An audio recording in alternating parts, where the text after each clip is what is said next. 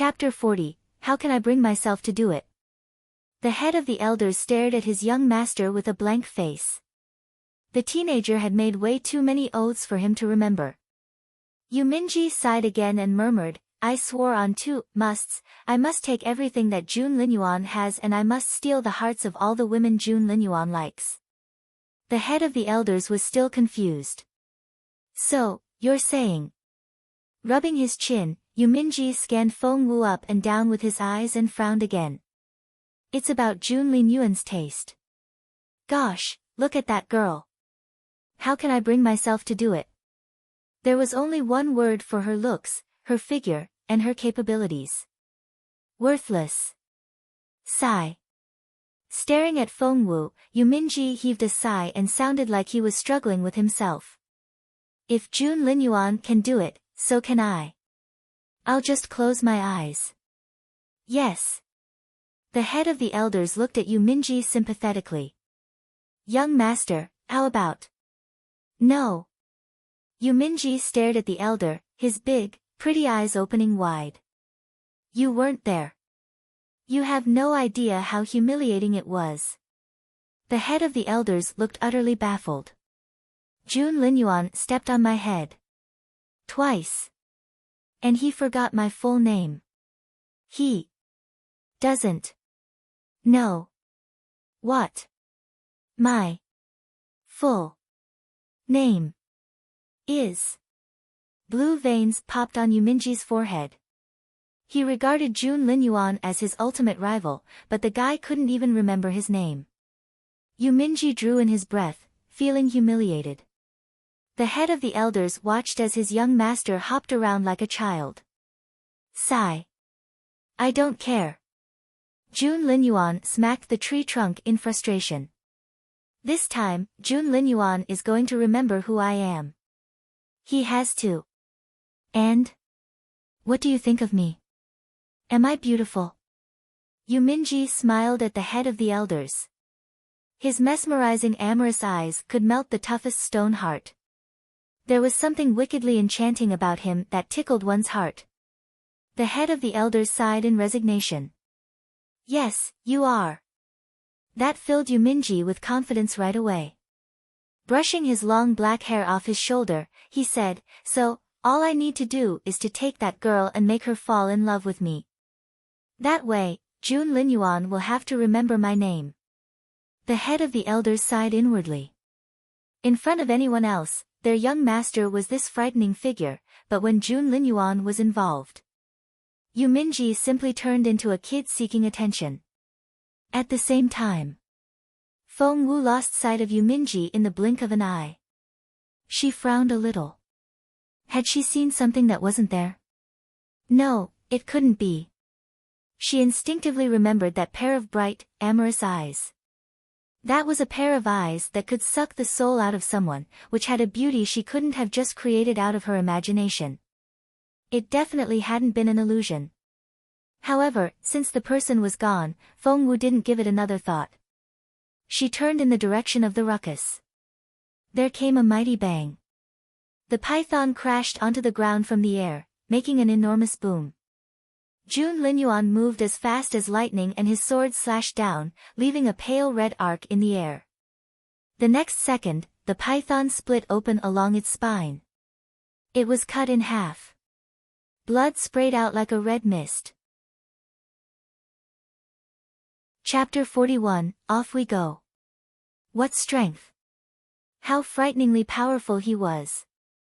Watching Jun Linyuan descend slowly to the ground, Yu Minji suddenly realized that since the last time he saw Jun Linyuan, the guy had improved significantly again. I like that in an opponent.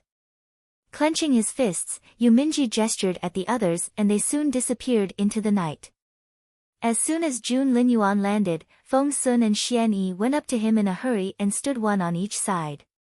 They looked pleasantly surprised. Boss Jun. Yes. Jun Linyuan's poker face never seemed to change. Is that python dead? You killed it, just like that? Boss Jun, you've gotten so much more powerful again. Feng Sun couldn't suppress the excitement in his voice. Jun Linyuan only said, it was injured already. I know that. Feng Sun was still just as excited. But it was injured because you set Yuminji up, wasn't it? So, at the end of the day, you still take the credit. Ah! Immortal spiritual fruit. It's finally ours. The tiniest smile emerged on Jun Linyuan's handsome face. This was the first time Feng Wu saw his lips curl up since meeting him again. Feng Wu's heart sank. By the look of it, this immortal spiritual fruit was very important to Jun Linyuan as well, otherwise he wouldn't have come all the way here from the imperial capital or smiled over the fruit. But Feng Wu clenched her fists. That fruit was hers. It had to be. What would it take to steal that immortal spiritual fruit from Jun Linyuan? Feng Wu racked her brain, but nothing came to her. Jun Linyuan was simply too smart, not to mention that he was highly vigilant, meticulous, and frighteningly powerful. Feng Wu realized sadly that she would have been better off if the fruit was still guarded by the python, for she would at least have had a chance. Now, she had zero idea where she could find an opening. What now? What to do? Feng Wu almost scratched her scalp raw, but her head remained blank. Soon, they reached the campsite they had stayed at the previous night. Feng Sun said, traveling in the mountains after dark is too dangerous and we're all tired. Let's spend the night here and we'll move out tomorrow morning. They all went to bed after that. Feng Wu rolled around in bed, holding her blanket. The immortal spiritual fruit was in sight, but there was nothing she could do to get her hands on it. She felt utterly frustrated. Was she going to have to use herself as a honey trap now? Feng Wu smiled wryly, for she knew that Jun Linyuan would never fall for it. What about? While Feng Wu was still tossing and turning, a figure approached her quickly and covered her mouth. Feng Wu's eyes opened wide when she saw a face covered by a mask. The man in black jabbed a finger into the acupoint that controlled her voice, then wrapped her in the blanket, threw her over his shoulder, and dashed off. You! Feng Wu wanted to cry out, but to her disappointment, she couldn't make a sound. She tried to struggle, but found resignedly that she couldn't move a muscle, for the man in black had attacked some other acupoints of hers, rendering her immobile. Right now, Feng Sun and the others were cultivating, which was why no one realized that she was missing. It seemed forever when with a thump. Feng Wu was tossed onto the ground, still wrapped in the blanket. She rolled with the momentum and eventually got out from under it. Before she could get up, she looked into a pair of amorous eyes. Those eyes. Feng Wu's heart skipped a beat. She remembered. Chapter 42, Dude. Are you an idiot? When she had fallen face down in the mud earlier on, didn't she hear someone snickering at her? That was the face and the pair of eyes she spotted. Yuminji crouched down in front of Feng Wu. Resting his chin on his right hand, he examined her up and down with an undisguised look of contempt in his eyes. Feng Wu hummed loudly. Oh, right. Only then did Yuminji realize that Feng Wu was immobilized. He then poked Feng Wu twice in the chest with a long finger. Phew. Feng Wu could move freely right away. She threw a fit at the teenager with the amorous eyes. Who are you? Why did you bring me here? What do you want from me? Yuminji had steeled himself to accept this ugly girl as his woman. Still crouching and resting his chin on his hands, he stared at Feng Wu with his clear amorous eyes, which was a rather adorable picture. Feng Wu was suddenly at a loss over what to say. I'll give you a chance to guess who I am. Yuminji winked at Feng Wu in a flirtatious way. Feng Wu's mind raced. All of a sudden, her eyes lit up and she gave him a mysterious smile. Will you let me go if I guess right? Do you think that's possible? Yuminji poked Feng Wu's cheek. Take a guess now or I'll have to kill you. Feng Wu threw him a dirty look, ignoring his threat. Yuminji chuckled at the slight. He had just been ignored by an ordinary girl. That was a first. Aren't you afraid of death? Yuminji was intrigued by the girl. All else aside, the fact that she was able to maintain her composure after being kidnapped was reason enough for him to think of her in a different light. Her ordinary face looked slightly more pleasant now. Feng Wu said in resignation, "You're not going to kill me." "What makes you so sure about that?" Yu Minji asked curiously. Feng Wu rolled her eyes. "You snatched me in the middle of the night just to bring me out here to kill me? Why bother?" That made Yu Minji think even more highly of Feng Wu. Despite her ordinary appearance, one couldn't help but admire her courage. Sigh, if it wasn't for her plain-looking face, he might actually like her. Her temperament was quite his cup of tea. "I see you're a very smart girl, no wonder Jun Linyuan treats you differently." Yu Minji darted a glance at Feng Wu, half smiling. But, the other girl was telling the truth back there. "Jun Linyuan will never marry you." Feng Wu was speechless. "It's true. Trust me." Everyone says that the royal family cancelled Jun Linyuan's betrothal to the Feng family, but that's not the case. Feng Wu is still your crown prince's future wife. Yu Minji tried to cast a bone between Feng Wu and Jun Linyuan. Feng Wu looked up at the sky and said in resignation, "You really don't need to remind me of that again." She had been informed once when Feng Sun had been talking to Jun Linyuan. Why did this guy have to repeat it? Feng Wu was so frustrated that she looked distraught. Seeing the look on Feng Wu's face, Yu Minji thought that she was heartbroken by the news, so he went on with his alienation attempt. "What do you see in Jun Linyuan anyway? He still has this ambiguous relationship with that Feng the fifth girl, and that Suo Qinghuan has had her eye on him for a very long time. Look at how ordinary you are. Even if he's nice to you now, he still won't marry you." Feng Wu was speechless. "Look at me. Look." Yu Minji raised Feng Wu's chin with both hands and blinked at her as his amorous eyes shone. "Look, aren't I handsome? Aren't I as good-looking as Jun Linyuan?" Feng Wu smacked her forehead. "Dude, are you an idiot or something?" Chapter 43, Get Me That Immortal Spiritual Fruit. Resting his chin on his hands, the teenager winked at her with his mesmerizing amorous eyes and wouldn't stop nagging. Feng Wu had no choice but to raise her eyelids and dart him a perfunctory glance. "Aren't I a beautiful man?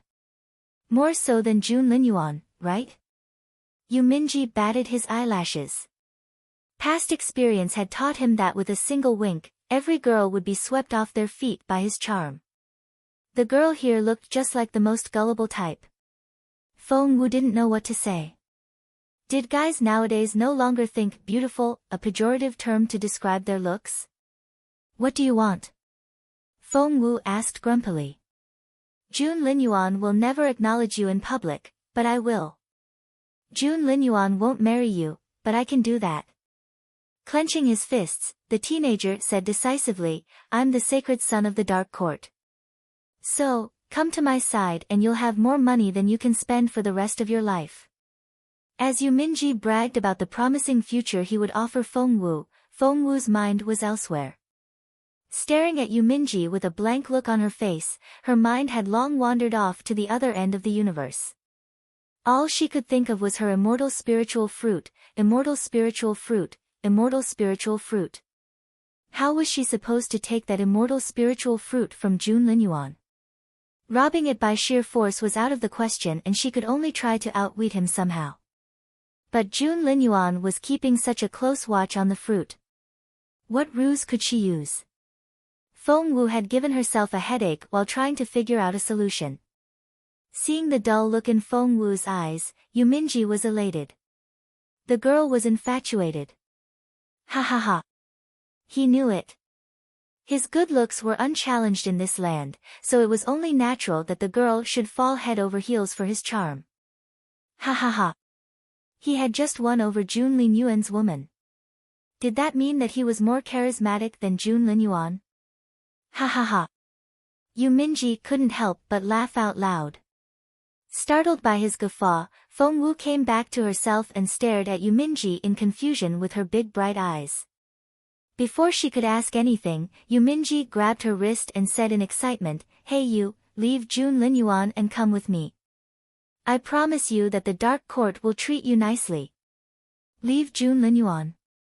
Feng Wu was baffled. Since when had she agreed to betray Jun Linyuan? Before she could explain herself, Yu Minji went on, his voice filled with excitement. "So, I'm now giving you the task of that immortal spiritual fruit. Steal it from Jun Linyuan and bring it to me, and I'll officially recognize you as my woman." What? Feng Wu completely ignored the second half of what Yu Minji said, while the first half rumbled in her head like a sudden clap of thunder. Help Yu Minji steal that immortal spiritual fruit from Jun Linyuan? It all happened in a split second. An idea occurred to Feng Wu, which seemed to inject her numb mind with a tonic. Instantly, her mind turned again and she felt inspired. She was exhilarated. She turned her bright and clear eyes on Yu Minji and stared at him unblinkingly. Yu Minji's heart skipped a beat. Although, he soon convinced himself that the girl was so excited because he had promised to take her as his woman. Sigh, there was no reason for him to be surprised. No ordinary girl could resist the offer of becoming Yu Minji's concubine. Immortal spiritual fruit. Feng Wu tried her best to keep her voice calm. She even had a look of disbelief in her eyes as she turned her gaze on Yu Minji. "So, are you asking for my help to get you that immortal spiritual fruit?" Chapter 44, 10,000 Ants. What? Yes. But how can I possibly do that? It's Jun Linyuan we're talking about here. The Jun Linyuan. Feng Wu said grumpily. Yu Minji pursed his lips. Have you forgotten about me? What do you mean? He's Jun Linyuan, so what? True, he's brilliant and awesome, but am I weak and stupid, then? Irritated, Yu Minji rolled his eyes at Feng Wu. Feng Wu really wanted to nod her head, but since she still cherished her life, she could only shake it in silence. Is that so? Feng Wu said casually. Tell me about it. Immortal spiritual fruit. Her immortal spiritual fruit. With it, she would be able to resume her cultivation. And with that, she could wake up her beautiful master, who was the most powerful being on this continent. At that thought, Feng Wu could barely keep her excitement at bay and her heart beat so fast that it felt like it was going to jump out of her mouth. Yu Minji had no idea of the tumult of emotions inside Feng Wu's head. Darting a look at Feng Wu, he tossed an object at her. Catching it, Feng Wu saw that it was some liquid. That's a switching needle, Yu Minji informed Feng Wu in a complacent tone. Your job is to suck out the juice of that immortal spiritual fruit and replace it with the liquid in this needle. Feng Wu pointed at the switching needle and the see-through pouch attached to it and asked, This liquid isn't toxic, is it? Yu Minji gave her an, "Are you an idiot?" look. Toxic liquid? What kind of person do you think I am? Of course it's super toxic liquid. Feng Wu was speechless. Staring at Feng Wu, Yu Minji said, Wait, don't tell me you going soft all of a sudden. You do realize that you're my woman now, right? It's too late to back out now. After that, Yu Minji glared at Feng Wu in a strange, conflicted way. Conflicted? What was Yu Minji conflicted about? Feng Wu was confused. Yu Minji, on the other hand, scratched his head, rose to his feet, and began to walk around Feng Wu in circles. He looked up at the starry night, then turned to look at Feng Wu with contempt, but he just wouldn't say a word. Feng Wu was baffled.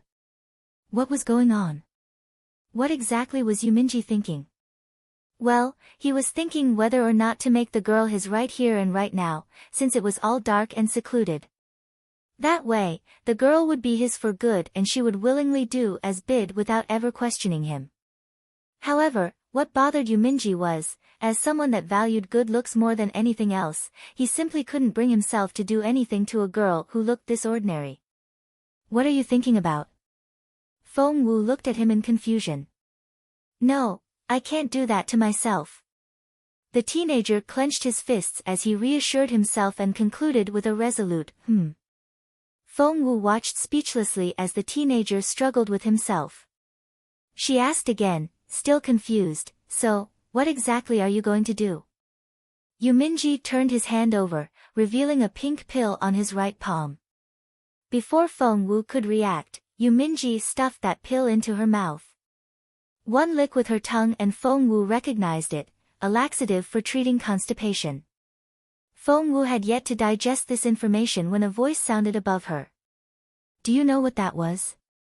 Yuminji said in an intimidating voice. Feng Wu raised her head and saw the contrived stern look on the teenager's face. She smiled.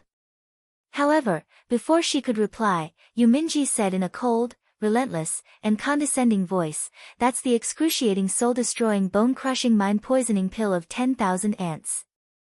Huh? Feng Wu looked at Yuminji with a blank face. That's 10,000 ants, what?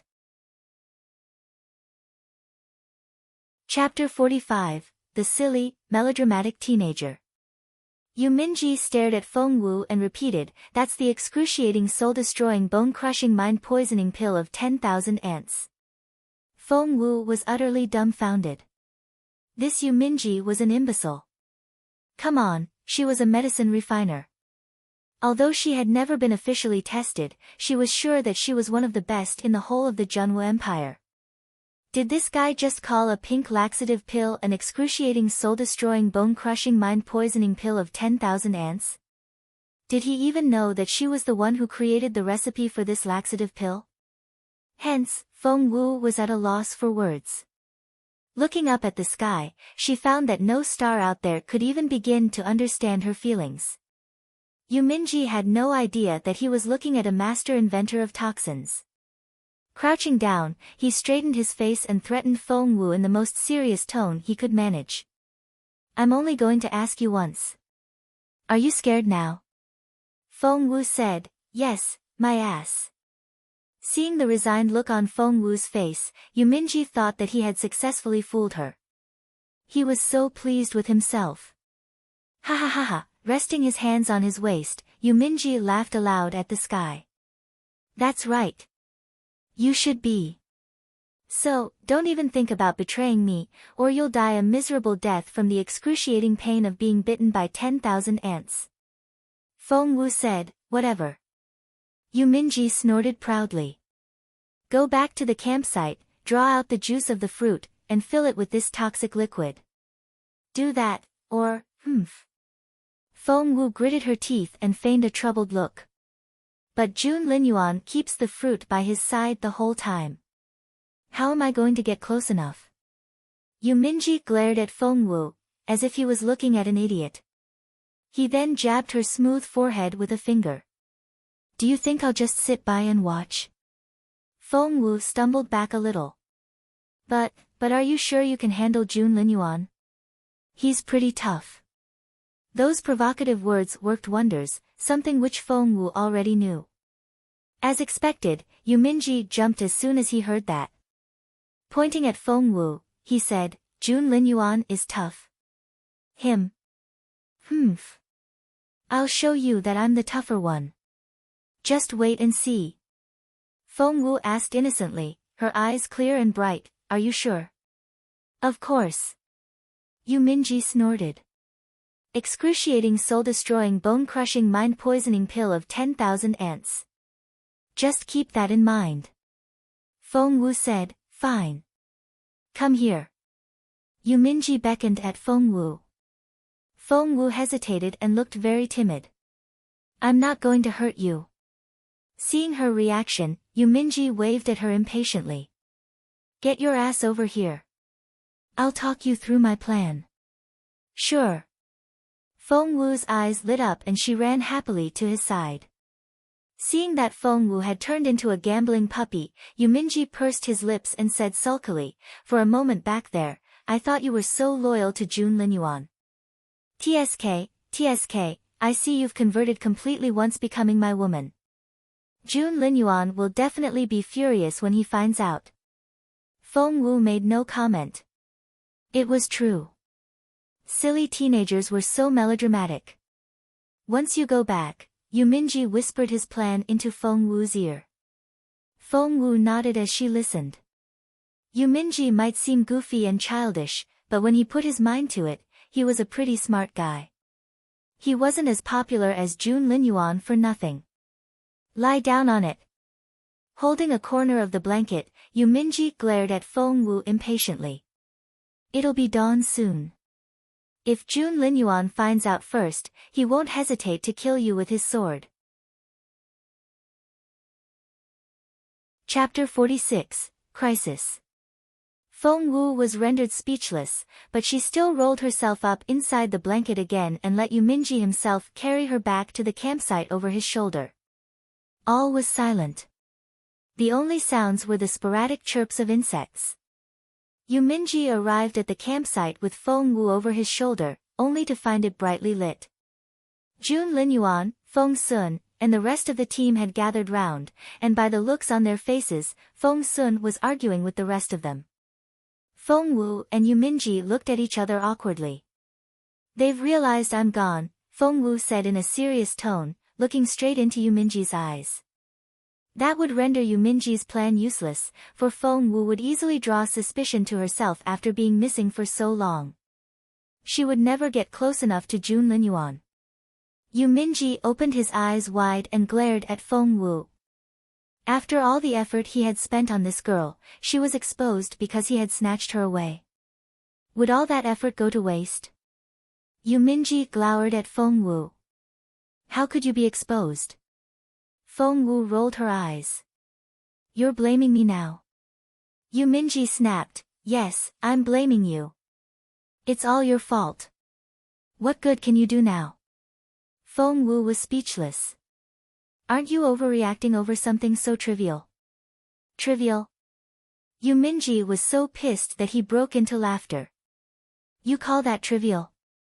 Jun Linyuan had discovered that she was missing and was suspicious of her. She could no longer get close to the fruit.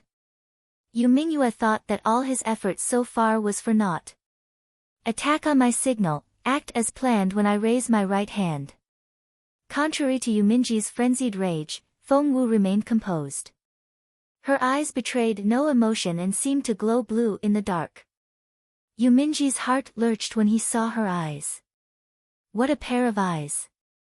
She was way too unperturbed and level-headed to be a coward. Plus, how could her eyes be so beautiful? They reminded him of the most brilliant stars in the sky, which he found so attractive. Bah! Yu Minji smacked his own forehead. How could he have such feelings for such an ordinary girl? It had to be an illusion. It had to be. The girl he was going to fall in love with had to at least be as good-looking as himself. Yu Minji clenched his fists in determination. Meanwhile, Feng Wu was rubbing herself against plants moist with dew. Only after her hair and clothes were slightly wet did she walk away quickly, still wrapped in her blanket. Somewhere ahead, Feng Sun was bickering with Xian Yi. Xian Yi smirked. Are you still going to vouch for that girl you picked up from the side of the road? Would she go missing if she wasn't up to something? Feng Sun snapped, fine, if you're convinced that she's up to no good, tell me what it is. She has to have a motive, right? That immortal spiritual fruit, of course. Fairy Muyao was shaking with excitement now that she could finally charge Feng Wu with something. Obviously she's here for the fruit. But Boss Jun has that fruit with him now, not her. Why would she run away? Feng Sun smirked. That rendered Fairy Muyao speechless. She's probably. Shouldn't you be in bed? Why are you shouting at each other? A calm voice rang out behind them. Everyone turned around instantly. Xiaowu. Feng Sun rushed to Feng Wu's side first. He took her hand and asked in an excited voice, where did you go in the middle of the night? We've been looking everywhere for you. I thought something happened to you. Seeing Feng Wu return, Fairy Muyao burned with rage. She must have gone to tip someone off. Chapter 47, Is he going to kill her? You had to hand it to Fairy Muyao. She was right on point every time. Too bad no one would listen to her. Feng Sun glared at Fairy Muyao. Shut up. Fairy Muyao snorted and turned her angry gaze on Feng Wu.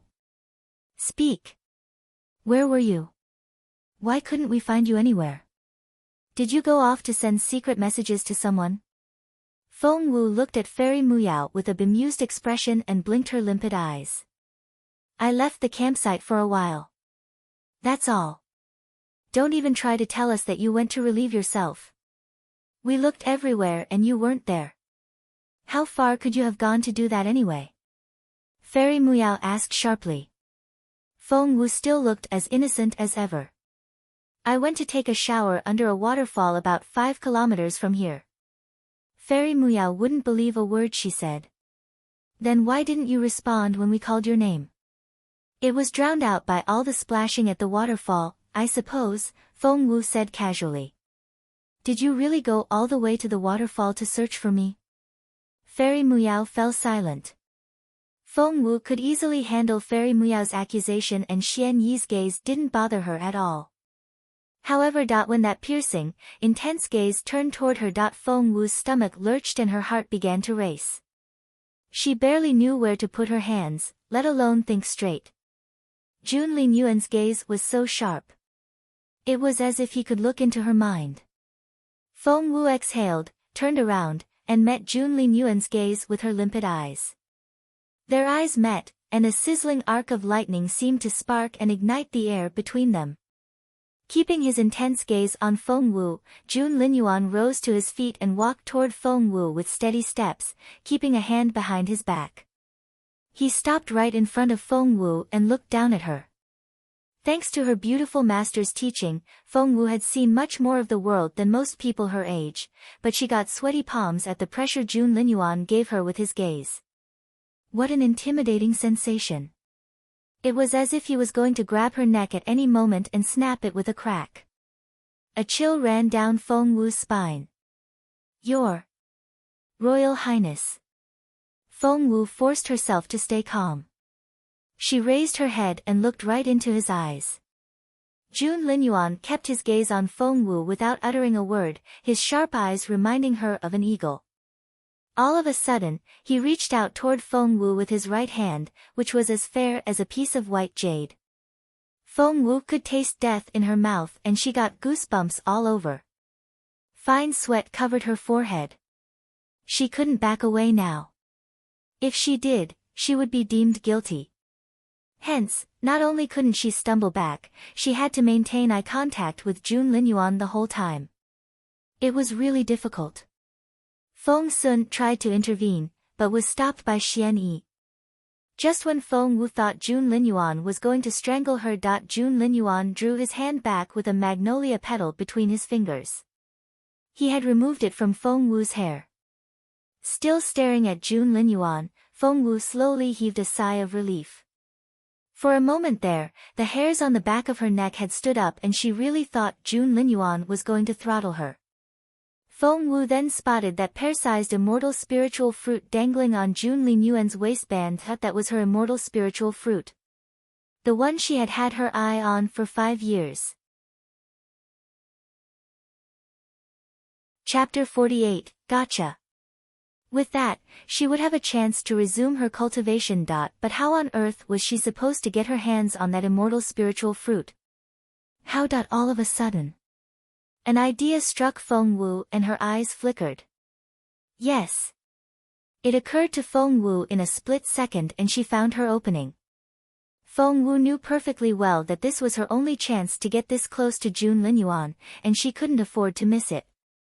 At that thought, Feng Wu staggered, bumping into Jun Linyuan. Meanwhile, she cried out, "Ah!" It all happened so suddenly that Jun Linyuan stumbled back at the impact until he fell down on the ground. Moreover, Feng Wu herself fell on top of him. And it didn't stop there. She fell, and her mouth landed on his. Their eyes met. Everyone around them was astonished. Feng Sun's mouth fell open. Xian Yi opened his eyes wide. Fairy Muyao froze on the spot. Even Jun Linyuan's poker face looked shocked. His face went blank for a brief second. Without warning, he went scarlet in the face and even the skin behind his ears turned pink. Feng Sun was the first to react. Seeing Jun Linyuan's red face, Feng Sun thought that it was from the guy's fury, which scared the wits out of him. He cried out, rushed to Feng Wu's side, and grabbed her by the back of her collar. Then, with a yank, he pulled Feng Wu behind him. Only then did the rest of them realize what had happened. Feng Sun stammered, Boss Jun, well, Xiaowu didn't mean it. She didn't try to take advantage of you. No. I mean, she just got scared and that's why. Shit. What am I talking about? Seeing what had happened, Fairy Muyao turned scarlet with rage. Her eyes seemed to spit fire as she glared at Feng Wu. You, the more Fairy Muyao thought about it, the more painful a memory it became. She finally burst into tears. She hadn't even touched the crown prince once and Feng Wu had already kissed him. Jun Linyuan turned his piercing gaze on Feng Wu immediately. Shielding Feng Wu with an arm, Feng Sun cried out, Boss Jun. I know you're kind of a neat freak, but Xiaowu really didn't mean to. She was just. Please forgive her, Boss Jun. Jun Linyuan pursed his thin, red lips as he looked grimly at Feng Wu. His expression was indecipherable. Feng Wu raised her right hand at that moment. Boom! A loud bang ripped through the air. We're under attack. Feng Sun cried out. Everyone turned in the direction of that loud noise. Flames surged into the sky and a frantic energy charged at them. It's Yu Minji and his men. Feng Sun warned the others. Yu Minji was approaching rapidly with his 3 elders. Charging straight for Jun Linyuan, Yu Minji shouted, Jun Linyuan. You'll remember my name after tonight. He had already engaged Jun Linyuan in combat before he finished that sentence. Seeing that a major fight had broken out, Feng Wu tried to get herself away from the battlefield. However, Feng Sun wouldn't let go of her hand. Stay right behind me. Keep your distance from those people. Feng Wu was crying inwardly. Just then when she deliberately fell on Jun Linyuan, she had drawn out the juice of that immortal spiritual fruit when Jun Linyuan wasn't watching and replaced it with the liquid. Now. Chapter 49, Did you just call me young master you? The juice of the fruit was in Feng Wu's possession and all she had to do was get the hell out of here. However, Feng Sun was gripping her wrist hard to try and keep her safe, so tight that blue veins popped up on the back of his hand. Feng Wu stared at Feng Sun with her limpid, bright eyes, the look in them indecipherable. Feng Sun still had no idea that she had removed the juice from the fruit. Yu Minji was steadily losing ground against Jun Linyuan. Out of the corner of his eye, he spotted Feng Wu, whose wrist was in Feng Sun's grip. Yu Minji's face turned livid immediately. The ugly girl was his woman. How dare Feng Sun hold her hand? How dare he?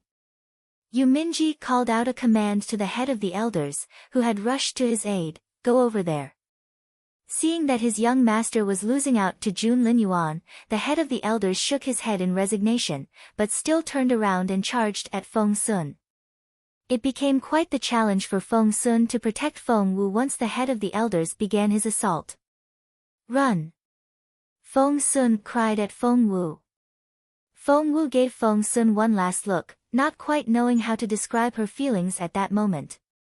Of all the people in the team, Feng Sun was the one she felt the most guilty about lying to. I promise I'll make it up to you after I get my strength back, brother Feng Sun. Feng Wu clenched her fists. The next second, she dashed away as fast as she could. No one noticed her disappearance, or even if they did, they probably couldn't care less. Feng Wu kept on running.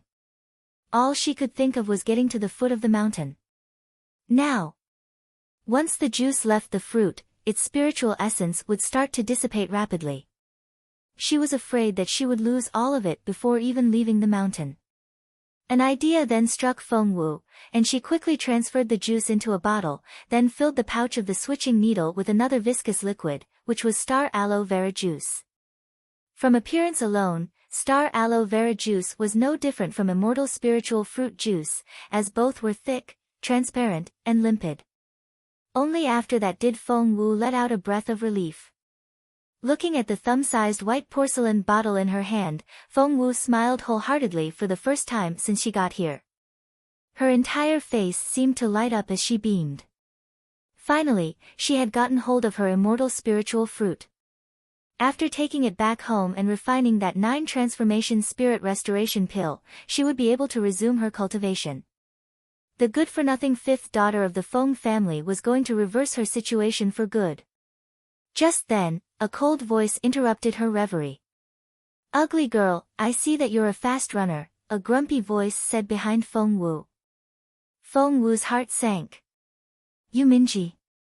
She was never going to outrun Yu Minji, and it was that realization which stopped Feng Wu from trying anything else. Turning around, she greeted Yu Minji with an obsequious smile. "Young Master Yu. Young Master Yu." Yu Minji's wickedly mesmerizing, amorous eyes narrowed and he smirked maliciously. "Did you just call me Young Master Yu?" Young Master." Feng Wu was lifted off the ground and she struggled violently. "Humph." Yu Minji's eyes spat flames of rage as he stared at her. She could almost feel his wrath burning her skin. The longer Yu Minji stared at Feng Wu's tender, pink lips, the angrier he got. All of a sudden, he raised a hand and flipped his sleeve at Feng Wu. Was he going to hit her now? Feng Wu's stomach lurched. However, before she knew it, Yu Minji was wiping her lips with his flamboyant pink sleeve. He rubbed so hard that it was obvious he was upset. Feng Wu glowered. What are you doing?" Chapter 50, Feng Xiaowu. "Stop right there." Yu Minji puffed out his cheeks. "You heartless, fickle woman. Do you even know what shame is? How dare you kiss Jun Linyuan? Have you forgotten that you're my woman now?" Feng Wu finally knew what all the fuss was about. But why was he so angry? "My hands were tied, okay? I only did it to get the juice of the fruit," Feng Wu retorted confidently. Plus, since when was she Yu Minji's woman? He was making things up. Yu Minji smirked. "There were 100 ways to do that.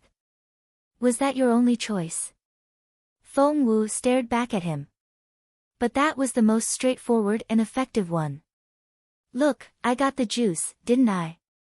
Yu Minji's face was livid as he pointed at Feng Wu's forehead. "Just admit it. You wanted to kiss Jun Linyuan and you still like him. You just can't get over him. Is that it?" Feng Wu looked the exasperated Yu Minji up and down, then said out of the blue, "Yu Minji, you're not actually falling in love with me, are you?"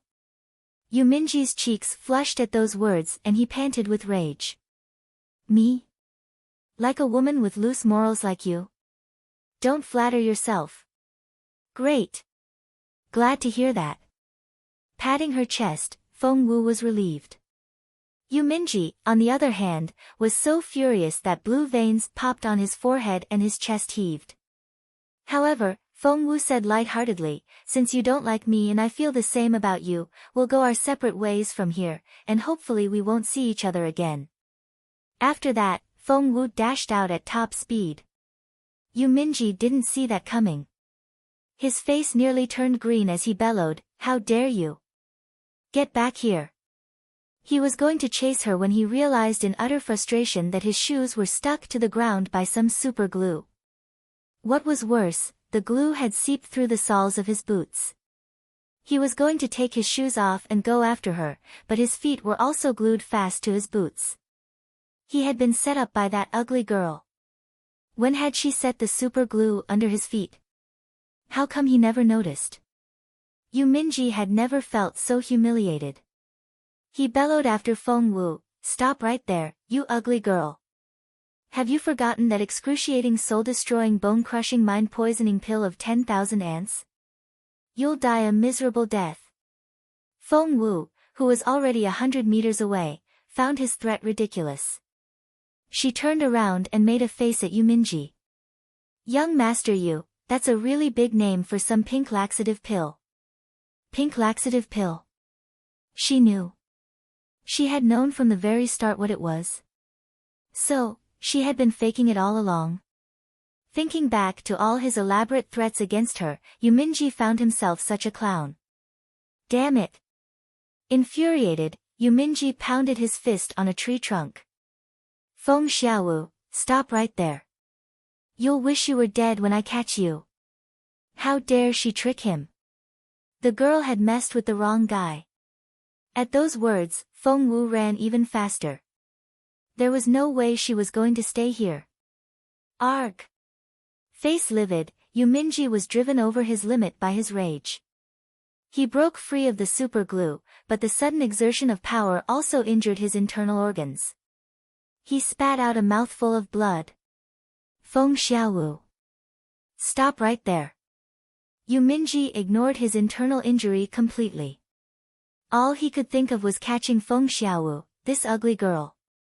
Feng Wu looked over her shoulder. Shit. Chapter 51, Upsy-Daisy. Feng Wu looked over her shoulder. What she saw was a furious Yuminji charging at her at lightning speed. Feng Wu's pupils contracted. Feng Xiaowu. Stop right there. One more step and you're dead. Even from this distance, Feng Wu could still vividly sense Yuminji's fury. Hadn't she glued his feet to the ground already? Shifting her gaze downward, Feng Wu saw Yuminji's bare, bloody feet. She was astonished. Shit! How much did Yuminji hate her? He would rather sustain an internal injury than cut her loose. Stop. She wasn't ready to die yet, thank you. Feng Wu cried out and quickened her pace. This wasn't good. Stop there. Stop. Despite his internal injury, Yuminji was still a talented cultivator. Without any spiritual essence, Feng Wu was never going to be his match. Feng Wu could hear the sound of the surging tide in the big river a short distance away. She ran as fast as she could. She ground her teeth. Quickly. She was dead if he caught her. 1,000 meters, 500 meters, 100 meters, 50 meters. 10 meters. The river, aka her escape route, was getting closer, but so were Yuminji's footsteps and snarls behind her. Feng Wu was ecstatic. As soon as she jumped into the rolling waves of that river, she would be safe. However, when Feng Wu was 3 meters away from that big river and leapt up, ready to dive in. Snap. Yuminji grabbed Feng Wu's leg in midair right away. Feng Wu was dumbfounded. Another half a second, no, a tenth of a second, and she would have been in the river. Yuminji would never catch her in the water, for she was a brilliant swimmer. But Feng Wu had been that close to freedom when Yuminji stopped her and held her up off the ground. She struggled, flailing all 4 limbs. Yuminji rolled his eyes when he saw Feng Wu's swimming movements. Did she think she was in the water? Was she doing arm strokes? Yuminji was elated to see Feng Wu's predicament. Holding Feng Wu over his head, he smirked. Why aren't you running now? I'd like to see you try. Feng Wu felt like screaming. However, she didn't think herself completely hopeless, for it was Yuminji who had caught her, not Jun Linyuan and his people. Feng Wu's heart nearly stopped when she thought of Jun Linyuan's eternal poker face. And when she imagined how betrayed Feng Sun would feel when he found out the truth. Feng Wu couldn't bring herself to continue thinking about it. Hence, facing just Yuminji, Feng Wu was capable of being unbelievably shameless. Yuminji. What are you doing? Put me down and let's talk. Yuminji had caught Feng Wu by her left leg. However, being as wicked as he was, he tossed Feng Wu up, and when she fell back down, he caught her on an open palm as she lay there on her stomach. Yuminji snorted inwardly at Feng Wu's words. How dare this ugly girl sound so righteous after what she did to him? Where did she get the courage? What am I doing? Ha ha ha, do you think I'll let you off the hook that easily? You're my toy now. I can play with you however I like. Yu Minji raised Feng Wu over his head as he spoke, then. Chapter 52, Dear Brother Yu. Yu Minji actually. After lifting Feng Wu up, he began to spin her around on his right palm. It was as if he wasn't holding a human being, but a handkerchief, like what they used in fold dances. He spun, and spun her. And went faster. And faster still. Feng Wu's stomach churned. She was so nauseated that she was really going to throw up. Damn you, Yu Minji, you moron. Feng Wu retched. We can talk about this. Just put me down. Yu Minji was all the more pleased when he heard Feng Wu's exasperated voice. Humph. She had tricked him and now she was threatening him. Forget it. Hence, he spun her even faster. Feng Wu wanted to cry. She realized then that Yu Minji was a guy that would yield to a soft approach but would reject force. Dear brother Yu, you're the best. I'm sure you'll never bully a girl, right? I really want to throw up, brother Yu. Feng Wu nearly made herself sick by addressing him that way. Yu Minji hated to admit it, but he indeed softened at that gentle, pleading voice. Apart from her pretty eyes, this ugly girl had such a nice voice, too. Her saccharine voice could melt a guy inside out, making them do anything for her willingly. Bah! How could he have such thoughts about this ugly girl? He must have lost his mind. Yu Minji stopped that train of thought immediately. He cleared his throat and stopped spinning her. Do you know what you've done wrong now? Feng Wu nodded her head repeatedly, looking as docile as a lamb. Brother Yu. I'm sorry. I really am.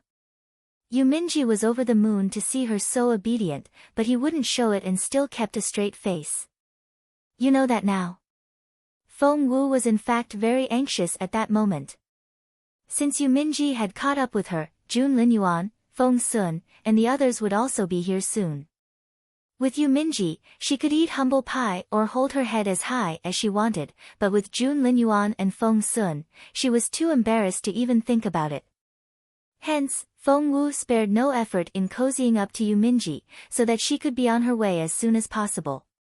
Hence, she asked in her most naive voice, Brother Yu, can you maybe put me down first? Yu Minji was guffawing in his head. Ha ha ha. No longer the arrogant girl a moment ago, are you? Beg me. Beg me to let go of you. No, I can't. Yu Minji rejected her outright. Feng Wu clenched her fists in frustration, but she took a deep breath and fought back her vexation. Brother Yu, you want the juice of that immortal spiritual fruit, don't you? Feng Wu took out a white porcelain bottle from her chest pocket and shook it in one hand. There. This is it. Brother Yu, please take it. Yu Minji snorted inwardly. What a cowardly girl. He had expected her to be much more stubborn than this. As it turned out, she had offered it to him before he even asked. Yu Minji then reached out for the bottle. All of a sudden. Chapter 53, You Killed Xiaowu. All of a sudden. The cork of the bottle burst out with a pop. At the same time. A puff of white powder scattered in Yu Minji's face. Cough, cough. Unable to dodge in time, Yu Minji's face was covered in that powder. He hadn't let his guard down, but Feng Wu had such an advantageous position and he simply had no chance. Before Yu Minji could react, Feng Wu kicked him in the face. Poor young Master Yu. Feng Wu nearly broke his pretty nose on that gorgeous face of his. Yu Minji was instantly dazed. For as long as he could remember. He was the one who gave others a hard time, not the other way round. Even when he got injured in a fight, no one had ever been able to touch his face. Everyone knew how much Yu Minji cared about his beautiful face. But now that someone had just kicked him in his fair face, hard. Young master. The head of the elders was approaching them fast. Feng Wu's stomach lurched. That was the most prominent of Yuminji's elders. Moreover, she could make out quite a few other footsteps behind the man. Jun Linyuan and Feng Sun had to be coming this way as well. Feng Wu was vexed. While Yuminji had yet to recover from the initial shock, Feng Wu shifted her body and slithered off Yuminji's palm like a sleek fish, dashing toward the wide river. Splash! Only then did Yuminji realize what had happened. Cough, cough. He wiped his face as he coughed. However, the powder Feng Wu used was so potent that both of his eyes were swollen red. Yuminji couldn't see clearly, but he heard the sound of her jumping in. Without another thought, Yuminji jumped in after her. Seeing that, the head of the elders was so anxious that he grabbed Yuminji right away. However, Yuminji threw the elder's hand off. Back off. I'm getting that ugly girl back. Yuminji burst into a fury. That ugly girl looked so timid just a moment ago and had called him, dear brother Yu, but look what she did. What a wicked woman. He had never been tricked like this before. The moment Yuminji hit the water, he knew something was wrong. This unknown toxic powder the ugly girl threw over his face burnt like hell when it made contact with water. His swollen eyes worsened and he couldn't open them at all. Together with his bleeding feet and that internal injury. Yuminji screamed in anger. Ignoring the pain, he charged at Feng Wu like a shooting arrow. Feng Wu was startled when she saw Yuminji coming at her. She raised her hand and threw a white porcelain bottle at Yuminji's head. That's the immortal spiritual fruit juice you wanted. Take it. The bottle was aimed at Yuminji's forehead. After what happened to him a moment ago, Yuminji dodged involuntarily. Feng Wu took that opportunity to dive into the river. She was nowhere to be seen after that. Just then, Jun Linyuan and the others arrived in a hurry. Yuminji. Seeing Feng Wu sink into the river and Yuminji going after her, Feng Sun was so furious that his eyes turned red. He bellowed, Yuminji. You killed Xiaowu. I'm going to kill you. Chapter 54. Could he tell the truth? Yuminji was going to scoop Feng Wu up after she dove in. But Feng Sun was on a rampage. He ran into the river and charged at Yuminji, splashing water all over the latter's face as he did so. Yuminji's vision was already blurred from the swelling and the water only made his eyes worse. He had a chance to grab Feng Wu, but lost it completely at Feng Sun's interruption. Yuminji was furious. But that wasn't the worst of all. Feng Sun grabbed him by the neck and said through his gritted teeth, Yuminji, you bastard. What did Xiaowu ever do to you? You killed her. I'm going to kill you. Without another word, Feng Sun raised his fist and punched Yuminji in the nose. Thump. Poor Yuminji. How much had he suffered because of Feng Wu? His feet were bleeding, his eyes hurt, and he had sustained an internal injury, so much so that he couldn't dodge the incoming fist, and it landed right on the bridge of his prominent nose. As for the head of the elders, he wanted to help his young master, but was stopped by Jun Linyuan. Yuminji cursed loudly in his head. He could live with the fact that he had been tricked by that ugly girl, but that bastard Feng Sun had accused him of killing her. The girl escaped of her own free will, okay? But, could Yuminji reveal the truth? No. Because he would rather die than have another soul know how hopelessly he had been fooled. His male pride was at risk. Hence, Yuminji returned Feng Sun's blow. How dare you hit me? You killed Xiaowu. Die. Thump. Thump. Thump. Feng Sun wasn't Yuminji's match, but the latter was greatly weakened after Feng Wu's successive traps, and the two guys ended up fighting to a draw.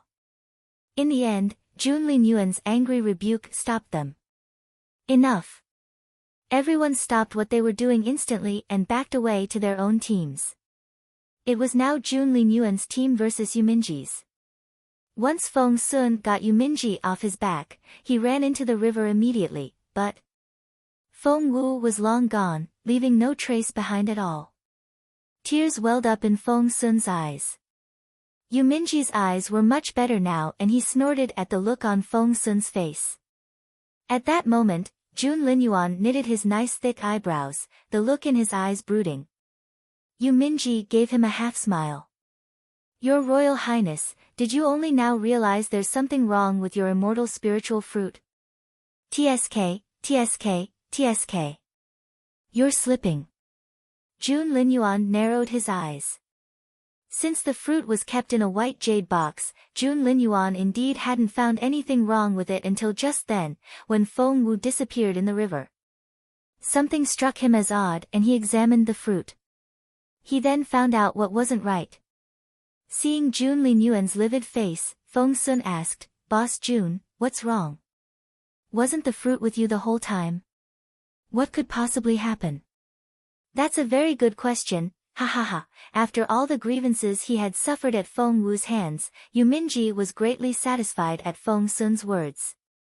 Resting his hands on his waist, he darted a gloating look at Jun Linyuan. Aren't you supposed to be the omnipotent crown prince? How could anything happen to that fruit when it's under your guard? Ha ha ha. Jun Linyuan's face turned grimmer. Boss Jun. Feng Sun was surprised. Chapter 55, It was supposed to be. The look in Jun Linyuan's eyes was so gloomy and penetrating that everyone shuddered. Yuminji was still guffawing. How about that? I'm telling the truth, aren't I? Something happened to that immortal spiritual fruit, right? Ha ha ha. Feng Sun was going to argue with Yuminji when Jun Linyuan regained his poise. Staring at the fruit, which resembled white jade, in his hand, he frowned a little and said, This immortal spiritual fruit isn't what it should be. What? Feng Sun was so shocked that he nearly jumped up. How can that be? The fruit. Did we get a fake one when we picked it up on the cliff? Everyone turned their gazes to Jun Linyuan. However, Jun Linyuan shook his head, the look in his eyes cold. No. Feng Sun said anxiously, but the fruit has been with you ever since we picked it up from the top of the cliff. Could someone have switched it out on your watch? That's impossible. The look in Jun Linyuan's eyes reminded one of a cold sharp blade sliding out of its sheath. He said calmly, It wasn't switched. It wasn't. What happened, then? Feng Sun was confused. Jun Linyuan gave Feng Sun a mysterious smile, then tossed the fruit at the latter. Feng Sun caught it with both hands. After examining it closely, he couldn't find anything out of place. This was indeed the fruit they had obtained from the top of that cliff, wasn't it? Feng Sun then squeezed the fruit and whoosh! Water spritzed out of that fruit. Caught off guard, Feng Sun had water all over his face. Ha ha ha, seeing what happened to Feng Sun, Yuminji guffawed with his hands on his waist. He then pointed at Feng Sun, laughing so hard that he almost ran out of breath. Ha ha ha, you're dead, there's no hope for you, you've been poisoned. Ha ha ha. Poisoned? Feng Sun tossed the fruit on the ground and jumped away immediately. But after feeling around his face, he found nothing out of the ordinary. He frowned at the water on his palms.